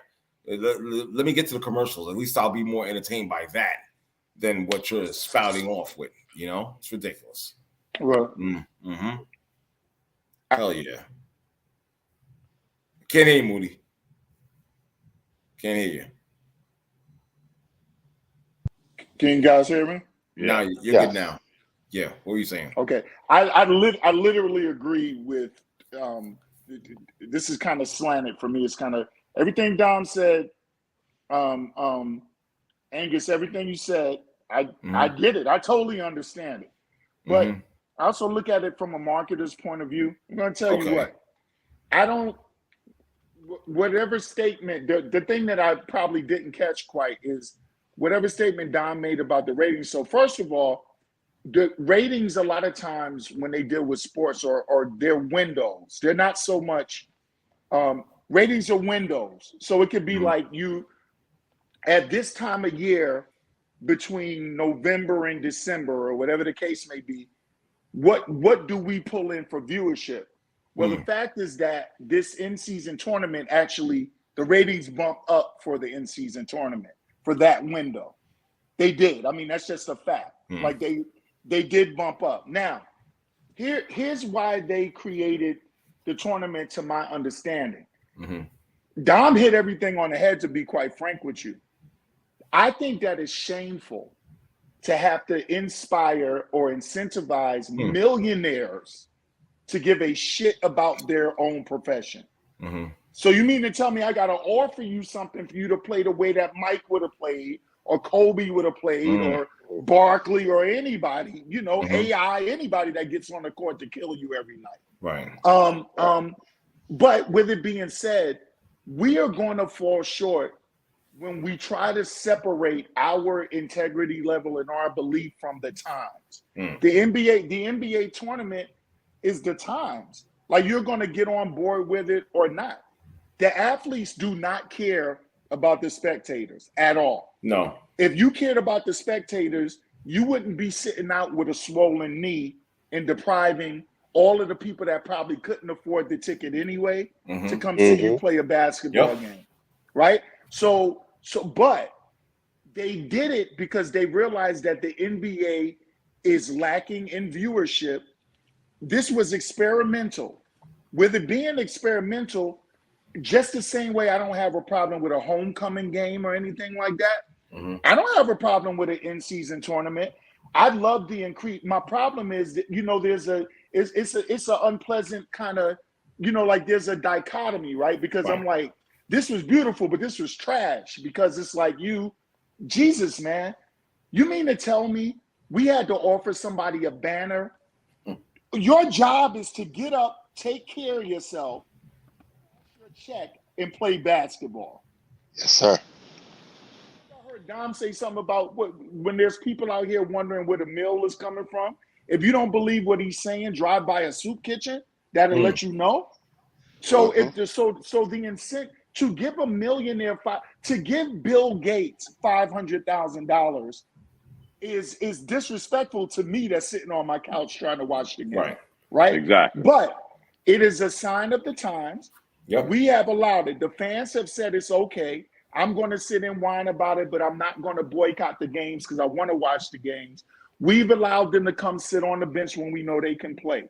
We've allowed all of the antics. We've allowed everything dumbed down, everything in the league.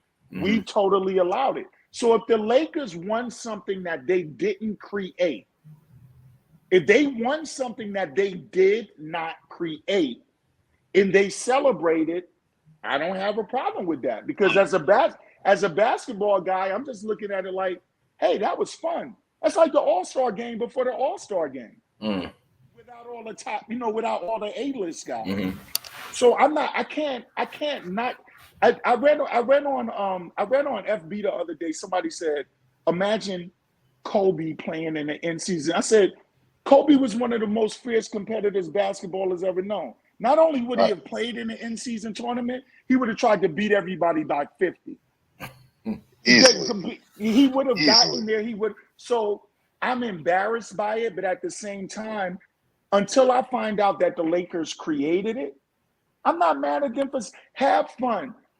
they're no longer doing what's integrous to the sport.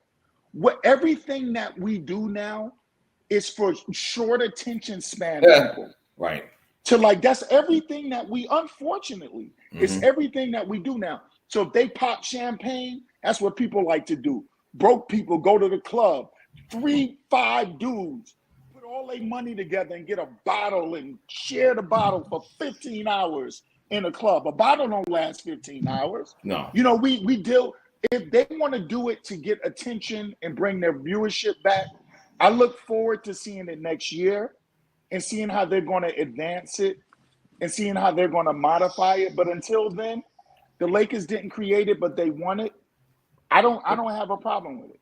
But here's the thing, Moody. If you understood this whole caveat of the in-season tournament, one was supposedly viewership on Friday. NBA has been sucking with viewership on Friday for quite some time. Sure. And again, going back to strictly numbers, not Dominic. The most watched game in the tournament, they don't have the stats out for the championship. The most watched game up until the championship was the Lakers and the Pelicans.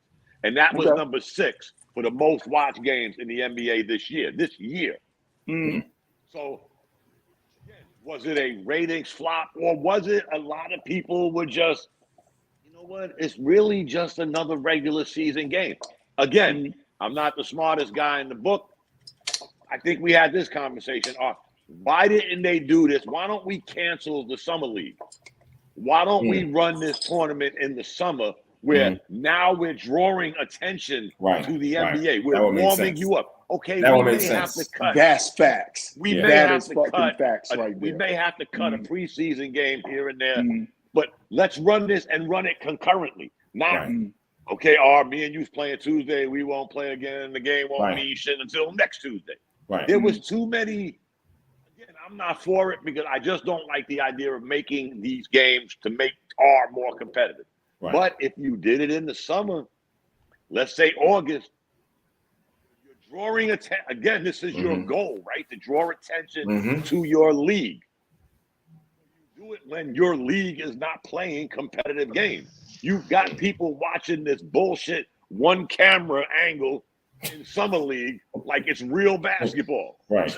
So if you got TNT and ESPN together, who you're paying an arm and a leg to promote your shit, get out there with their cameras, and we're at the Thomas Mack Center in Las Vegas. All the games are played in Las Vegas. There's all the money, all the gambling, whatever you want. The weather's beautiful. And run that shit for 3 weeks. 2 to 3 weeks concurrently, not no gap in between. Right. May the best team win. 1 game elimination. Yeah. I think Dom, 1 game elimination.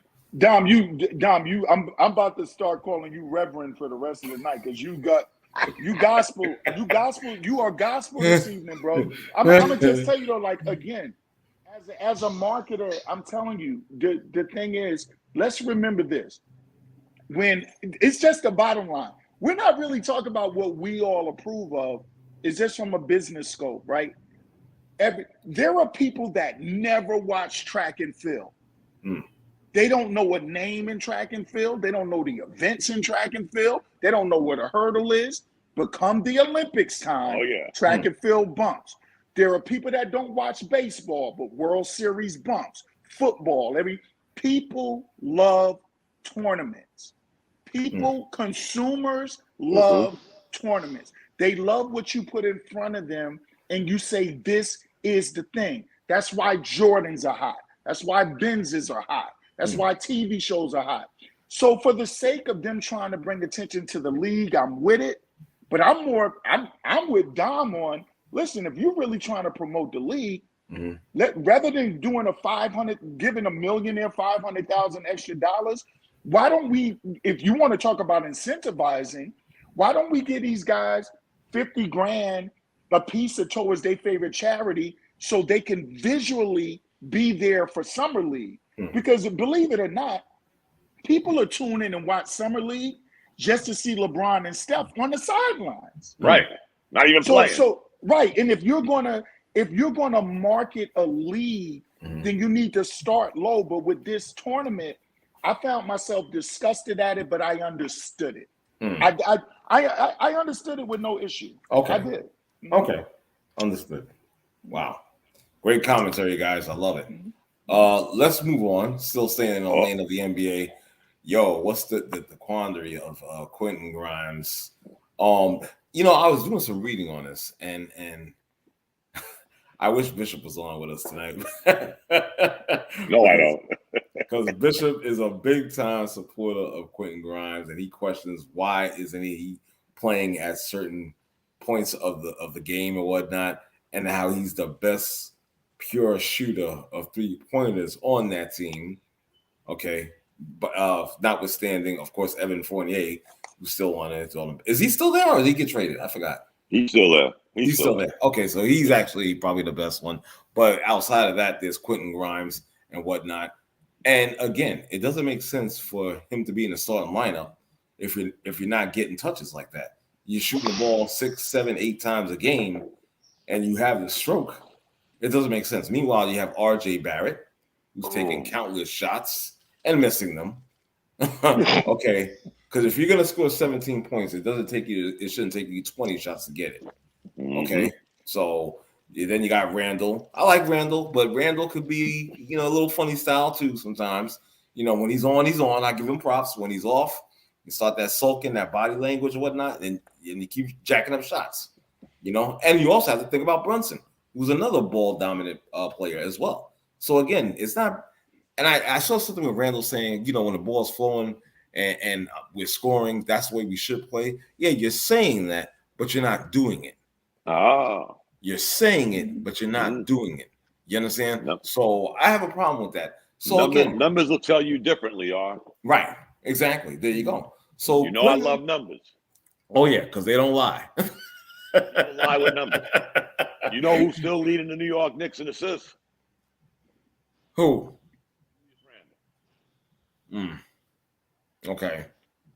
You know who's taking the less shots out of those 3 players? Brunson, Randall, and RJ. Julius Randall. Yeah. Who's playing the best ball out of all 3 of them? Okay. Granted. But the subject is Quentin Grimes. Right. I'll tell you something, in his first 2 games off the bench, he scored more points than he has since the Civil War. Exactly. Go figure. Sometimes your best move is your best move.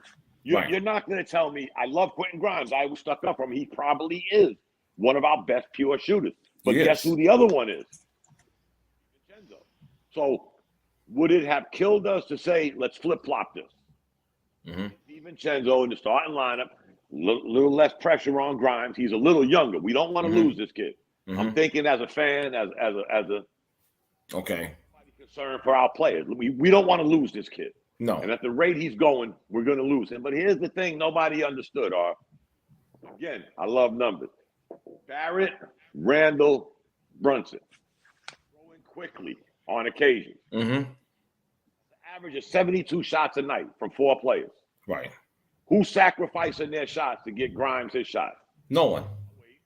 Nobody. But if he comes off the bench, the only one he's competing with for shots is Quentin Grimes. Right. And now we got that 2-headed monster. Right.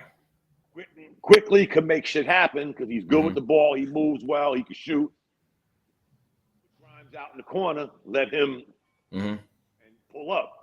Now we're seeing what this kid possibly done. Remember, guys, he was the brakes. He was the put the brake on when it came to trading for Donovan Mitchell. The Knicks were willing to give up R.J. Barrett. Right. Shitload of draft picks. He got greedy. Said, I want Quentin Grimes. This was like kick rocks. Yeah. You know, you're trading Donovan Mitchell, not Wilt Chamberlain. You know, so let's take a pause here for a minute. Right. We know you have a tendency of robbing people, but you ain't robbing us. Quentin Grimes was the player that put the kibosh to the Donovan Mitchell trade. Believe it or not, people. It's not like the Knicks. Again, you get these idiots on. Forgive me for saying that word. You get these clowns on social media that think they're a better president than Leon Rose, right? A better coach than Tom Thibodeau. You know, and the narrative and the goalposts keep moving. Thibodeau don't play the young kids, but we had 3 of our own draft picks in our starting 5. And we had the runner-up for 6th man of the year was our draft pick in Quickly. But we don't play the kids. Right. We don't play our draft picks. We don't make our picks better. We did all this shit, and we was the 5th seed last year. Minus that injury to Randall, I think we beat Miami. But that being said, I think this is the greatest thing to happen to Grimes right now. For sure. Quentin quickly may be the odd man out. I don't think the Knicks are going to invest $125, $115 million in a 6-man. Okay. That's just my thinking. Right. I got a funny feeling he may be moved at the trade deadline. If not, then he may have lowered his price tag. But come on, guys. We all know basketball. You don't got to be a Knicks fan. That's a lot of money for a guy coming off the bench. Right. You already invested $1 million a year in R.J. Barrett, who after 5 years we're still trying to figure out, okay, we figured out one thing. He's not Batman. He's not Robin. He's close to being Alfred. He's kind of lacking on even Alfred. He's probably the guy that's detailing the car. So we got to get him to at least be Alfred. Don't disrespect Alfred like that, yo. So, the one thing I can say, guys, and I'll stop. The one thing the Knicks didn't do as they would have in the past, we didn't sell our souls to the devil. No. We got very movable contracts. We haven't put all our horses in one barn. No. Even Julius Randle, who's probably still our best player, third highest player. Brunson's making more money than him. RJ's making more money than him. And now you're going to tell me you're going to pay quickly more money than him? Right. Nah, I don't think this guy happen. I don't think so. I'm on board with you with that one, Dom. I don't think Quentin Grimes, though. Yeah. At this rate, guys, plus we still got him under this rookie deal for the next 2 years. Right. Don't kill the kid. No. Don't do that. No. Oh, excuse me for a second. Keep talking, guys. Yeah. I think, hey, Dom, and by the way, with the Knicks, and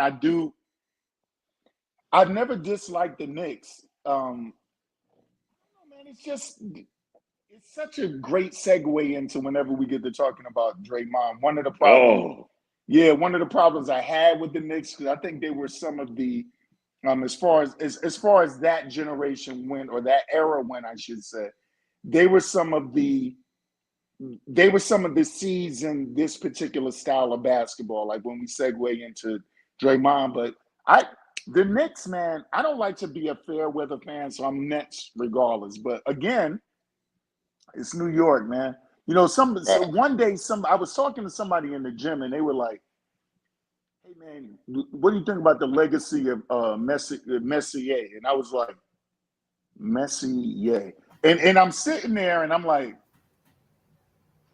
West is messy. Is he saying Messier? I was like, what do you mean? He was like, yo, the hockey player. I was like, who the fuck is that? Wow. Like, yo, you from Edmonton New York? Oilers. I said, oh, Mark Met. Yeah, because I don't watch hockey, bro. I don't watch hockey at all. Nah. But if the Rangers or the Islanders play, I've lived in 3 different states. New York City to the day I die. So I rock with the Knicks, just not before the Nets. Okay. Right. Understandable, man. Reg, you had something to say, or did I miss that? Your commentary. So if the Nets and Knicks is playing, you root for the Knicks all day, right? I mean, the Nets all day. I already know that. That's all I'm saying. You know. So with that being said, we're gonna move on to our last topic. Unhinged. The night, the Fockery. That's right, I said Fockery of Golden State Warrior power forward Draymond Green. The NBA suspended him indefinitely. Okay. I know our brother Bishop, who is an attorney, defense attorney for. I'm waiting for him to pop in right now just for this. Yeah, I know, right? Yeah, the defense attorney for this clown. I should call him. I might not want the aggravation though. I hear you, because this guy is making excuse after excuse. What was some of the things he was saying on our group text that we text each other during the course of the day? Man, he was like, "Oh, well, there's other like Grayson Allen and this one and every other player, every superstar does it." Now, I was watching that video, man. That looked like that was that was a punch. That's a punch. And you have a history of doing these type of actions. You understand? So again, you can't. No. And then you want to throw out the fact, oh, well, he's acknowledged that he has mental issues. So why the hell are you playing basketball then? Why are you playing basketball? The money? No. I mean, maybe the money. Okay, granted. But at the same time, Moody, nah, man, come on. Nah. But and we saw it, unless you're living under a rock, every time something happens with these athletes, you go 5, 4, 3, 2, 1. Mental health, which, as you guys know, aggravates the shit out of me because I'm a service member and I've seen what mental health has done to our veterans. 22 suicides a day. I've never seen an NBA player commit suicide, thank God. But when you use the word mental health, one, it pisses me off individually because of what I've seen and what I continue to see with my brothers and sisters. That being said, we had to stop. Booty, if you think this is fun, if you was a part of our morning, afternoon, evening, fucking 24-hour day text messaging, you'd have a ball. Oh, wow. I saw where Bishop was going, and I said to myself, he's going to bring up Grayson Allen. Of course. He's going to do it. Of course. So, tell me any player. I don't care what color, what creed, what team. Tell me a player that has done what this guy has done. You do realize 23 games into the season, this is his third suspension. Who has done this? Tell me anybody. Who has been suspended more in playoff games over the last 10 years than Draymond Green? I'll wait. Nobody. These are facts. This ain't Bishop. This ain't defense attorney, Mr. Bishop. No, these are real numbers, guys. This guy's out of control. But again, today I sat there and said, after dealing with Bishop, I'm counting. It's going to happen. I can feel it coming. It's mental health. Right. I'm in my car. I'm washing my car. I got on NBA radio. Well, you know, they're saying he got. Okay, so he had this 10 years ago then, right? Because this is when this shit started. Right. But again, the Warriors, the NBA, the dogs, the cats, the chickens, the rats, they all watched this shit for 10 years. Right. And didn't say a word. Right. Now it's like, okay, Moody, we understand you got some issues. Let me rub your head and you'll be okay in 10 days. Right. Really? Oh, on, yeah. guys. This is what I say about the fallacy of the NBA. It's the fault of the NBA. It's the fault of the Golden State Warriors. It's the fault. Wait a minute. What I really wanted to touch on, especially with the Warriors. Here's a guy that punched his teammate in the face last year and didn't get a fine, suspension, a missed game, nothing. The NBA sat back like the bitches they are and said, we're going to let R and Moody take care of this. Right. And what happened? What happened, guys? They traded Poole. Exactly. They gave him an extension. Yep. Green. After punching R in his face, he got rewarded. There you go. Now he got mental health issues. Right. Can I ask a quick off-brand question in relation though? After seeing Poole's performance and behavior in Washington, wasn't that punch pretty good though? He can't say no. I would say no. I mean, wasn't that a pretty good sock to the face though? You know what I mean? But listen, I'm just saying, man, you let this guy go with this Fockery for so long and whatnot, just basically unpunished. You understand? So again, it's for the money. I understand that, Moody, but at the same time, he shouldn't even be in the league, to be honest. I hate to say it like that, and I don't want to take away anybody's profession. But again, he shouldn't be in the league. If you're gonna act like this and whatnot, deal with your mental issues first and foremost as a human being. Fuck basketball. Deal with that as a human being. Okay, because it makes no sense for you to be in the league if you're gonna continue this behavior and quite possibly seriously hurt somebody. Think about that. So, this guy, he's a clown. He's a clown. I have no respect for him whatsoever. I'm sorry. It is what it is. I just don't respect him because you have a history of this. Take your mic down. Oh, he's trying to say, no, can you hear us? No, still. Yeah, hear you down. Yeah. Might have to change up. I don't know what he's doing, but Red, you still on? Yeah, I'm still here. Okay. You hear me? Still right? Yeah, I hear you. We don't hear Dom. Okay, I hear Moody as well. I don't know, your microphone, brother, went out for some reason. Oh wait, I think you're muted. Hey Dom, unmute your mic. You hit your mic? He hit his mic. There you go. Let me give you an example on what you just said. It seems like what you're saying, R, is we're more worried about his career than he was. Right. Great example. I'm in the office with our commander. We got this guy that has constantly got in trouble. Sir, we got to get rid of this guy. We got to cut our losses. Well, sir, Top, he's got a family. You seem to be worried about his family more than he is, sir. Exactly. We got to get him out the Army. We got to get him out the Army today. My wife's at the hospital getting ready to give birth to my son. Let's go. Why we seem to be more worried about his career than he is? Right. That's kind of strange, guys. It's insane. If you ask me. Right. Why are we worried about his money, his family, his career, but he's not? Again, guys, this has been 10 years. This shit has been going on for 10 years. Going back to the, lifting up and hitting LeBron and his nuts, stomping on people, choking somebody out just 2 weeks ago. And we're worried about where's Moody going to get his next check from. But see, at the end of the day, he don't. When this is up. Okay. Right? He got a gig with TNT when this is up.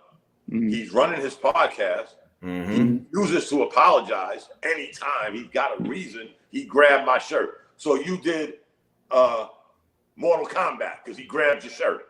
I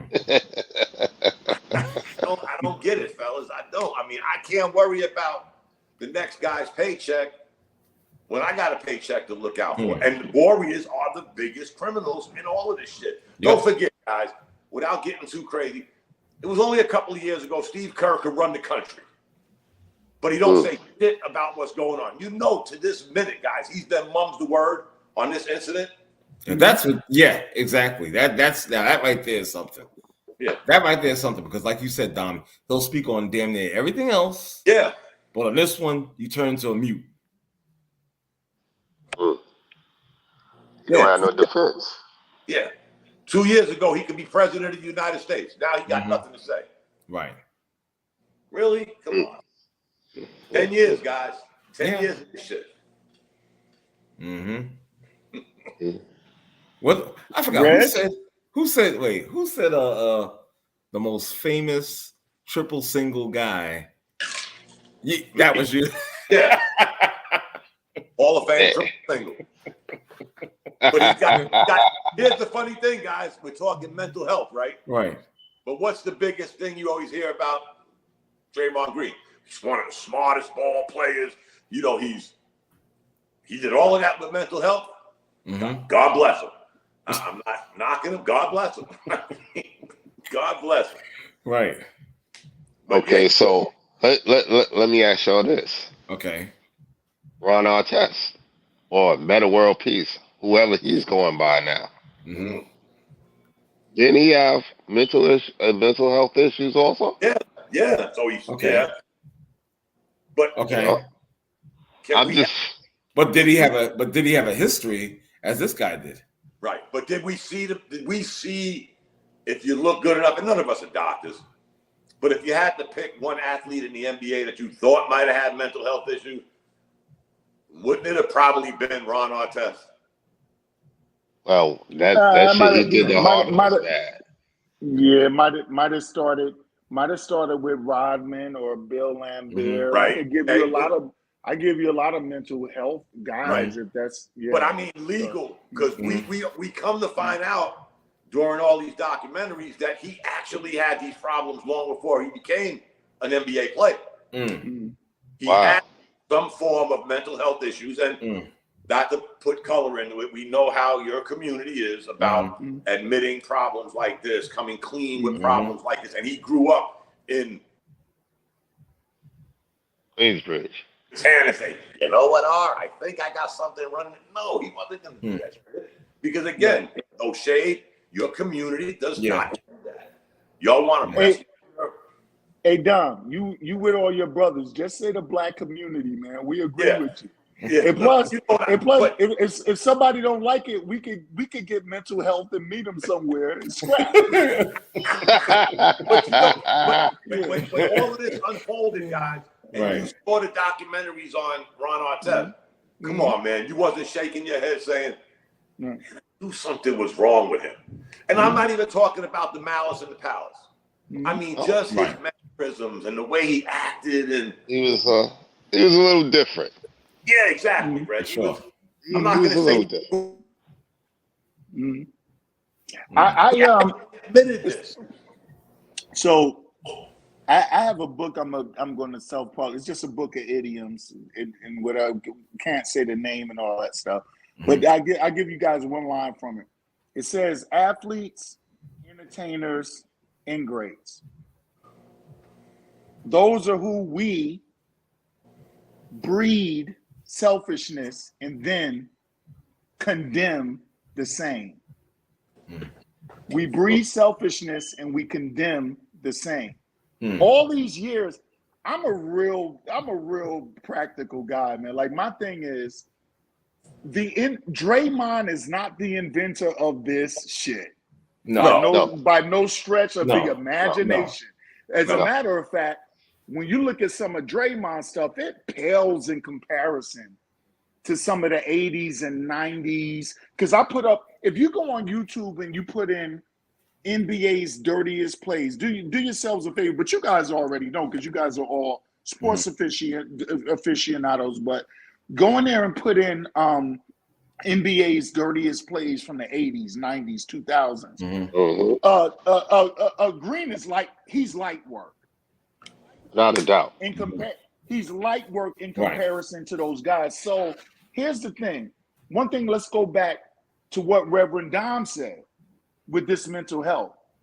The biggest crock of shit I ever heard that started out as something that was meaningful and purposeful and was meant to be well, but turned into monetary gain is the term mental health. It's been pimped like nothing that we create can be pure anymore. There's nothing we can do that can stay pure forever. You talk to a military veteran, an abused woman or man, an abused child, let them tell you about mental health, bro. If you're, we just do everything. So I go and I mass shoot 15, 20 people in Walmart right now. They come to arrest me. I drop my gun and go, mental health. We use mental health for everything. We use it for our screw ups. We use it, anything that goes wrong with us, that is the out. Draymond is, I've noticed online, one of the weirdest combos I ever seen is that these guys, and I posted that in some group today, these guys couldn't survive in the 80s and 90s. I said, so this is us. These guys couldn't survive in the 80s and 90s. Draymond proceeds to be an 80s, 90s goon, us. We got to get rid of Draymond. We turned the enforcer into popularity. How do we expect them not to live up to it? For 10 years, the guy has went unscathed from being a certain kind of way. It was looked at with respect. He's an icon in his city. He's a team captain. We permit people to be a certain way, and then we chastise them. Draymond's just doing goon shit, man. Like he's just, I don't really condone it. Give him his suspension and whatever. But I also tell people, don't be shocked. Not shocked, right? You can't be shocked. Have you ever played ball in the playground? Nothing but Draymond's in the playground. Nothing but. No, this is not shocking.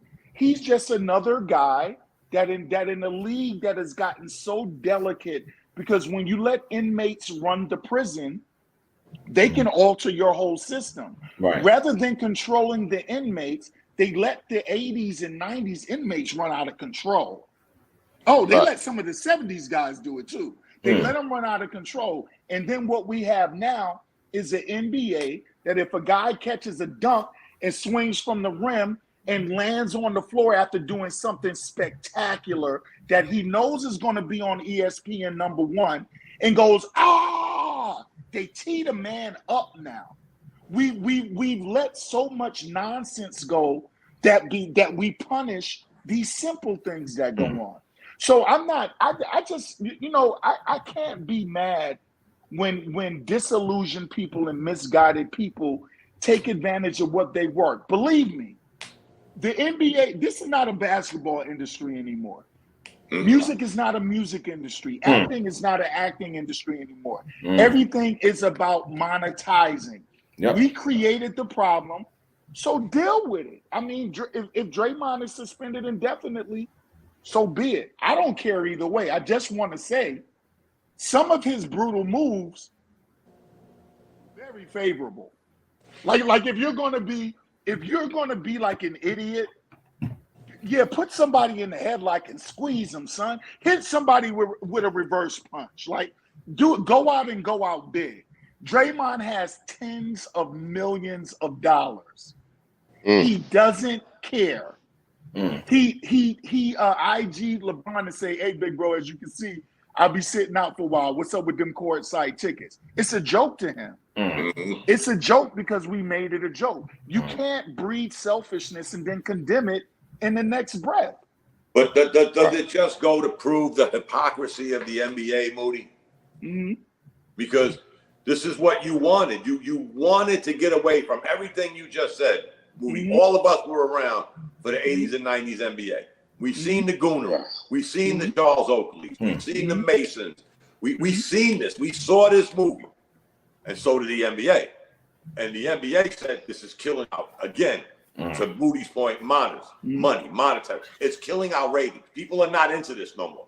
They don't turn a basketball game on to see a hockey game. So we got to get rid of this. So how do we get rid of this?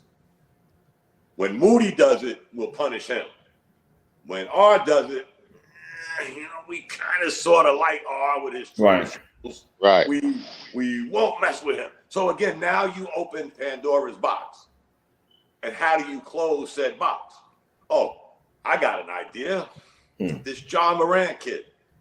Let's remember, guys, he suspended 25 games, suspended games last year. What was he charged with? Nothing. Not a damn Nothing. thing. Nothing. Not one. Again, I hate to bring this up because it always kind of revolves around the NFL. Where's the NBA? Where's the players union in this bullshit? That y'all are letting clauses like this detrimental to the team. What a get out of jail free card that shit is. Detrimental to the team. So if Moody pisses on the handball court and gets caught, oh my God, we're gonna suspend him for 5 days because pissed in public. What about Kyrie in the movie? Hey, I mean we can. On and on. Exactly. Listen, the guys are doing. Listen, gentlemen, the women are not on IG shaking their booties, right? Without monetization, right? They're not doing it without that. We may not get it, but if you're gonna get $150 check a month, $300, $400, $500, depending on who you are, what we do it. We breeded this. We breeded it, man. Like somebody, we do the most negative things, and then we do it, and we get popularity. Right. And not to get too far off your thing, and you sometimes you gotta cut me. I understand when you have to do it, but just look at it though. Like Superhead, anybody, somebody came out and wrote a book and said, "I am a hoe." I love being a hoe. Not only am I a hoe. Half the things I'm talking about are blatant lies. The public said, "Oh, we love scandal." And they turned her into a millionaire, and then we turn around and we do Me Too. You can't just have it both ways, man. No. Like you can't praise something and reward foolery and then turn around. Because if all of us, it's easy for us to say now because we're men of integrity, the four guys right now. But I don't know which one of us can really say, I think I was watching The Wire, or I don't know what movie I was watching. Somebody said, "Yo, how much is your soul worth?" I don't know what movie I was watching. If somebody gives Moody $1 million a year to get up on a podcast, pull out my wanker, put it back in my pants, I'd be like, well, whoever podcast I'm on, this wanker's coming out. That's $100. That's $1 million. We can't. So if when I do that, just keep the point. When I do that, if your show got 1,000 listens a night, and when I do that, it starts to get 10,000, 50,000, 70,000 every week or whatever. You can't come back later and go, well, last year before I became a millionaire, well, my lowest point was when Moody came on and pulled this joint out. No, it wasn't, bro. That was your starting point. Right. We can't condone selfishness and then turn around and condemn it in the same breath. So Draymond's going to be great. You're going to suspend the guy, suspend him. You not. He's a detriment to himself. He's a detriment to the Golden State Warriors, who probably are getting ready to break down and rebuild anyway. But I don't think he's a detriment to the sport, because then the sport wouldn't have been around from the 70s, man. It's like the old cliche, Moody, we build you up to tear you down. Right. Yeah, that's what we do. We love it, man. We love it. And who's winning? Not us. No. The person that we built up to tear down, he's still standing. Yeah. Cash, again, I go back to Wu-Tang. Cash everything around me. Perfect example was, I'll go back a little bit, was Mike Tyson. Mike Tyson was on top of the world. How fast did they tear that man down? That interview with Robin Givens. Yeah. It's funny when we talk about money, because Moody and Reggie wasn't probably on in the beginning when we were talking about this total 360 that this Ohtani just did. Right. A $700 million contract. But I'm gonna take $2 million a year, Moody, because I'm really betting against myself and I'm protecting you, Moody, the owner of the Dodgers. I may not survive 10 years. Right. But I don't want to rob you either. So I'm going to backload this $700 million. Don't get it twisted, guys. He's still going to get paid. He's going to get his money. Of course. He opened the door. He reinvented some shit, guys, where though he's got a $700 million, $70 million a year contract, the Dodgers got the money to go out and get whatever they want because they're only paying them $2 million. Yep. Who ever thought of doing some shit like this? When we talk about what you just said, Moody, in a world where cash is ruler, this guy done upset the apple cart. Yep. Will anybody else ever do it? I doubt it. I don't think so. Very strongly. Last note, I think a conversation has to be had amongst people that you have 4 minute integrity. Integrity is this long lost art, right? Principles and integrity. It's corny now. Yeah. And I'm being dead ass. I mean, I am not joking to y'all at all. I was in Atlanta and waited about 10 seconds for a hood gerbil to get off the elevator, because she got off the elevator with me. And as she was hood hamstering her way to the door, me being the gentleman that I am, I just decided to stand there and hold the door. She walked out the door on her phone, didn't say thank you or anything. No. I didn't really care about that because I hold doors open because I know I should. I don't need the reward, right? Right. And then I was walking away and she turned around and said, "Oh, thank you for that. You kind of ruggedly cute, man, but you kind of you're not a lame, are you?" And I said, "A lame." I said, "Well, I was going to call her a hamster or a gerbil or a rat, but I was trying to be nice that day." And I said, "Nah, I don't know. Like, what is a lame?" She was like, "All that holding doors open and stuff." I'm not even making that up. Wow. See, in her world, what's been allowed is the dude that slams it in your face and go, "Hey, bitch." Yeah. You know what I'm saying? Like, that's what it is. Open the door yourself. Right. I'm not really mad at her for her way of thinking, because she got to deal with the repercussions of that like Draymond or anybody else does. There has to be a conversation where people are saying, "Yo, we're building these monsters. We're building them. Right. We're building them. Look what the hateful people did to Budweiser, right? Now Budweiser's still making a gang of money, by the way. But look at what they did to Budweiser. Did a little 15-second drop with a trans or something like that, and they lost $27 billion to follow. And at some point in time, somebody got to go, our influence is really powerful. So when Draymond does that, or when the refs call a tech for a guy catching a historic dunk and yelling in the air, we're going to let them know through the dollar and not whatever. Just like voting or just like anything else, if you're not going to exercise that, this is an exercise in futility, fellas. Because we're going to talk about this forever, but nothing is going to change. Right. And Moody, if we was going to end the show, we say this all the time, we just had that conversation. Yep. Damn, Reggie, we just had that conversation. Yes, and sir. then we fast forward 2 weeks later, or one of us knuckleheads wake up in the morning and get on our text tantrum, and now we're doing it again. We're talking about because why are we saying it, guys? Why are we texting it? Because we're seeing this shit. And all the time. Even for us semi-layman individuals, it's still head scratching that we're still talking about this shit after. You know what they say? The wheels on the bus go round and round. Round and No round. joke. There you go. Absolutely. That's Yes, not sir. a joke. No. The wheels on the bus go round and round, and we're just spectators watching that wheel. Ain't shit changing. Nope. Let's keep it a buck, guys. We're all grown folk. It ain't changing. Not one bit. That's it's sad, but you know what they say, guys, before we go? Yes, sir. The truth hurts. But it should also heal. It should, because the truth should heal you, not just set you free.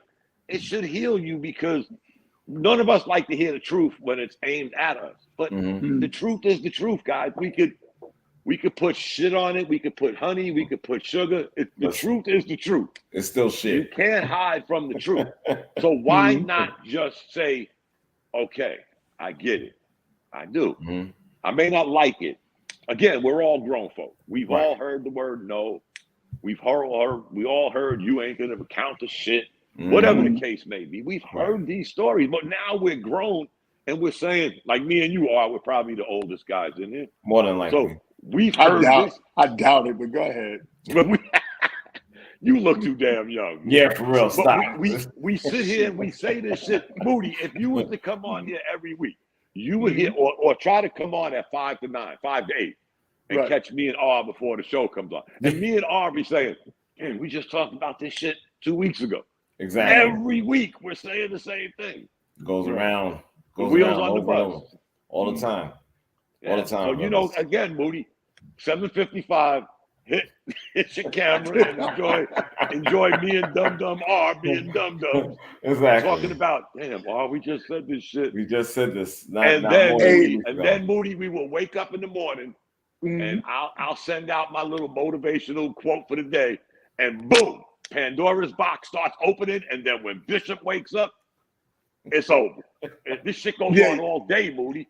I know. See, I watch it even when I get a little distance from things because of whatever I'm going through at the time. But I'm telling you, I think that I don't see a solution to things because like social media is kind of more powerful than this conversation. Right. And that's what's controlling. When you see NBA players sitting on the bench,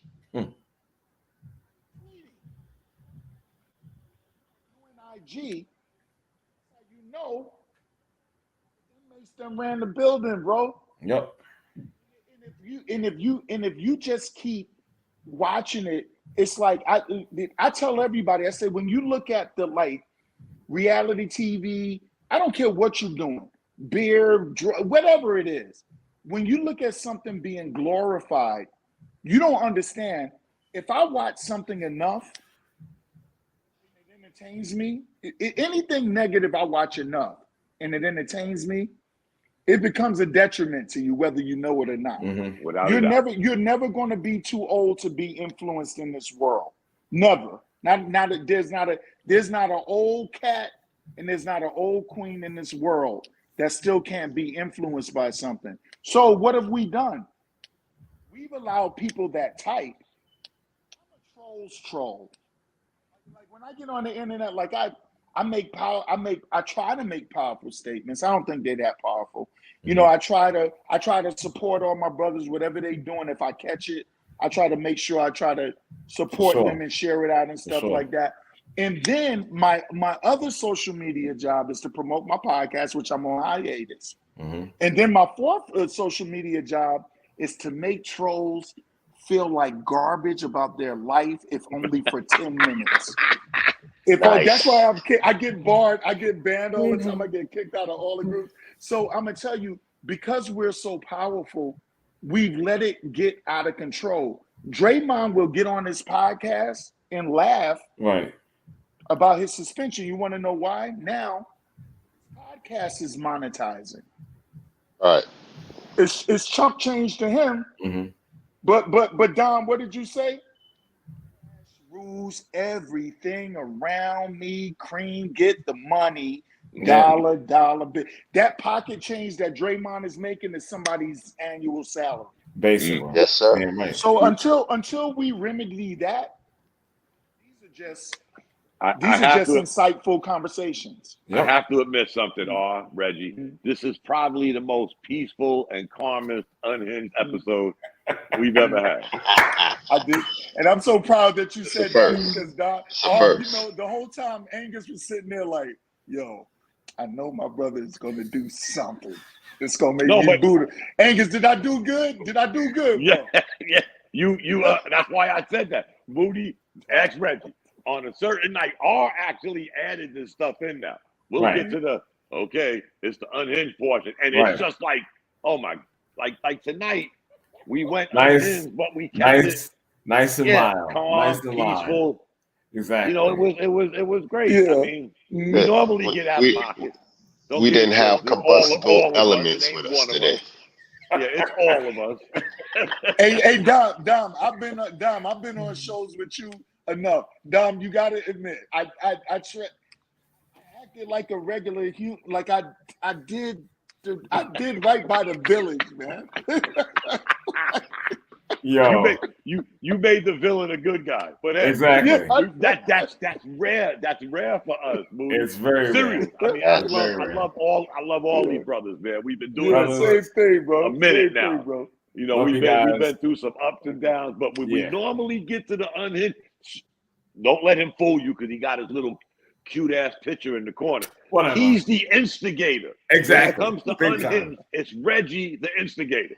And then he'll sit back, Moody, and not say nothing. Exactly. He'll start the shit. Then, It's you, bro. no, yeah. You know what he does, Moody? He'll start some shit, and then all of a sudden you'll hear the bowling ball going down the lane. Hey, He don't say Reggie, nothing else. Reggie, I'm gonna say this before I hop out of here. And by the way, again, yo, In the Paint, man, one of the greatest sports group, man. Y'all guys, please go check that out. Angus, Don, Reg, all the people that participate. Thank you for having me on tonight, man. Reg, I gotta tell you, you did hit that guilty tone. You know what that guilty tone is, right? It's when you go straight to soprano and go, exactly. What? So, Reg, I'm starting to think they might be right. Listen, all right. Here we go, admit, Moody. Let him know, Moody. I'll admit I might be a co-conspirator on some days. Yeah, co-conspirator. On some days. You know, but I'm not by myself. I ain't naming no names. Bishop. No. Anyway, And Bishop is the Bishop is the catalyst. Yeah, the nemesis. He's got a flamethrower on his back.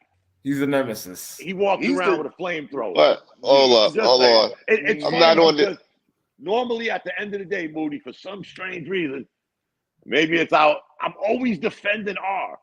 As much as I hate some of the shit he says, I feel obligated to say, "Yo, man, hold on, wait a minute." So in truth, it's not me. It's always the guy with the turtleneck on. No. That's y'all's get out of jail free card. See what I mean, Moody? That's it. That's what they do. They'll put the flame on, and we've had this one conversation. When you give Bishop, and now even Reggie, when you give them some of that rope, it's over. It's over. Exactly. They ain't letting go. And then like, there will be no turtleneck slander in the month of December. So. They get the rope, Moody, and the game is over. Especially Bishop. He does not let the rope go. Nope. No. Matter of fact, I'm gonna text him after this is over. Make sure he's okay. And I was ready for that guy tonight too. I was waiting for him. But he's a pain in the ass. I love him. Of course, he's fronted. He's my fellow North Carolinian now. Exactly. But he's fronted tonight. But it's all good. Gentlemen, I got to text him, make sure he's okay. Hope he ain't on a boat somewhere. Probably. But it's been a true pleasure. God bless you guys. Thank Love you, all. Thank you all. Thanks for tuning in. Thank you, Moody. Thank you, Dom. Thank you for coming on. Thank you, my brother. Yeah, yo, thank y'all. I hope to get on again when we. I hope so, brother. I hope so. And also, shout out to my man Ronan. Thanks for being in the chat room. Thanks for being on with us and listening. And next Thursday, guys, let's do it again. All right. Yes, sir. One love. Peace. Love y'all, brothers, man. Good night, fellas. All right, y'all. Peace.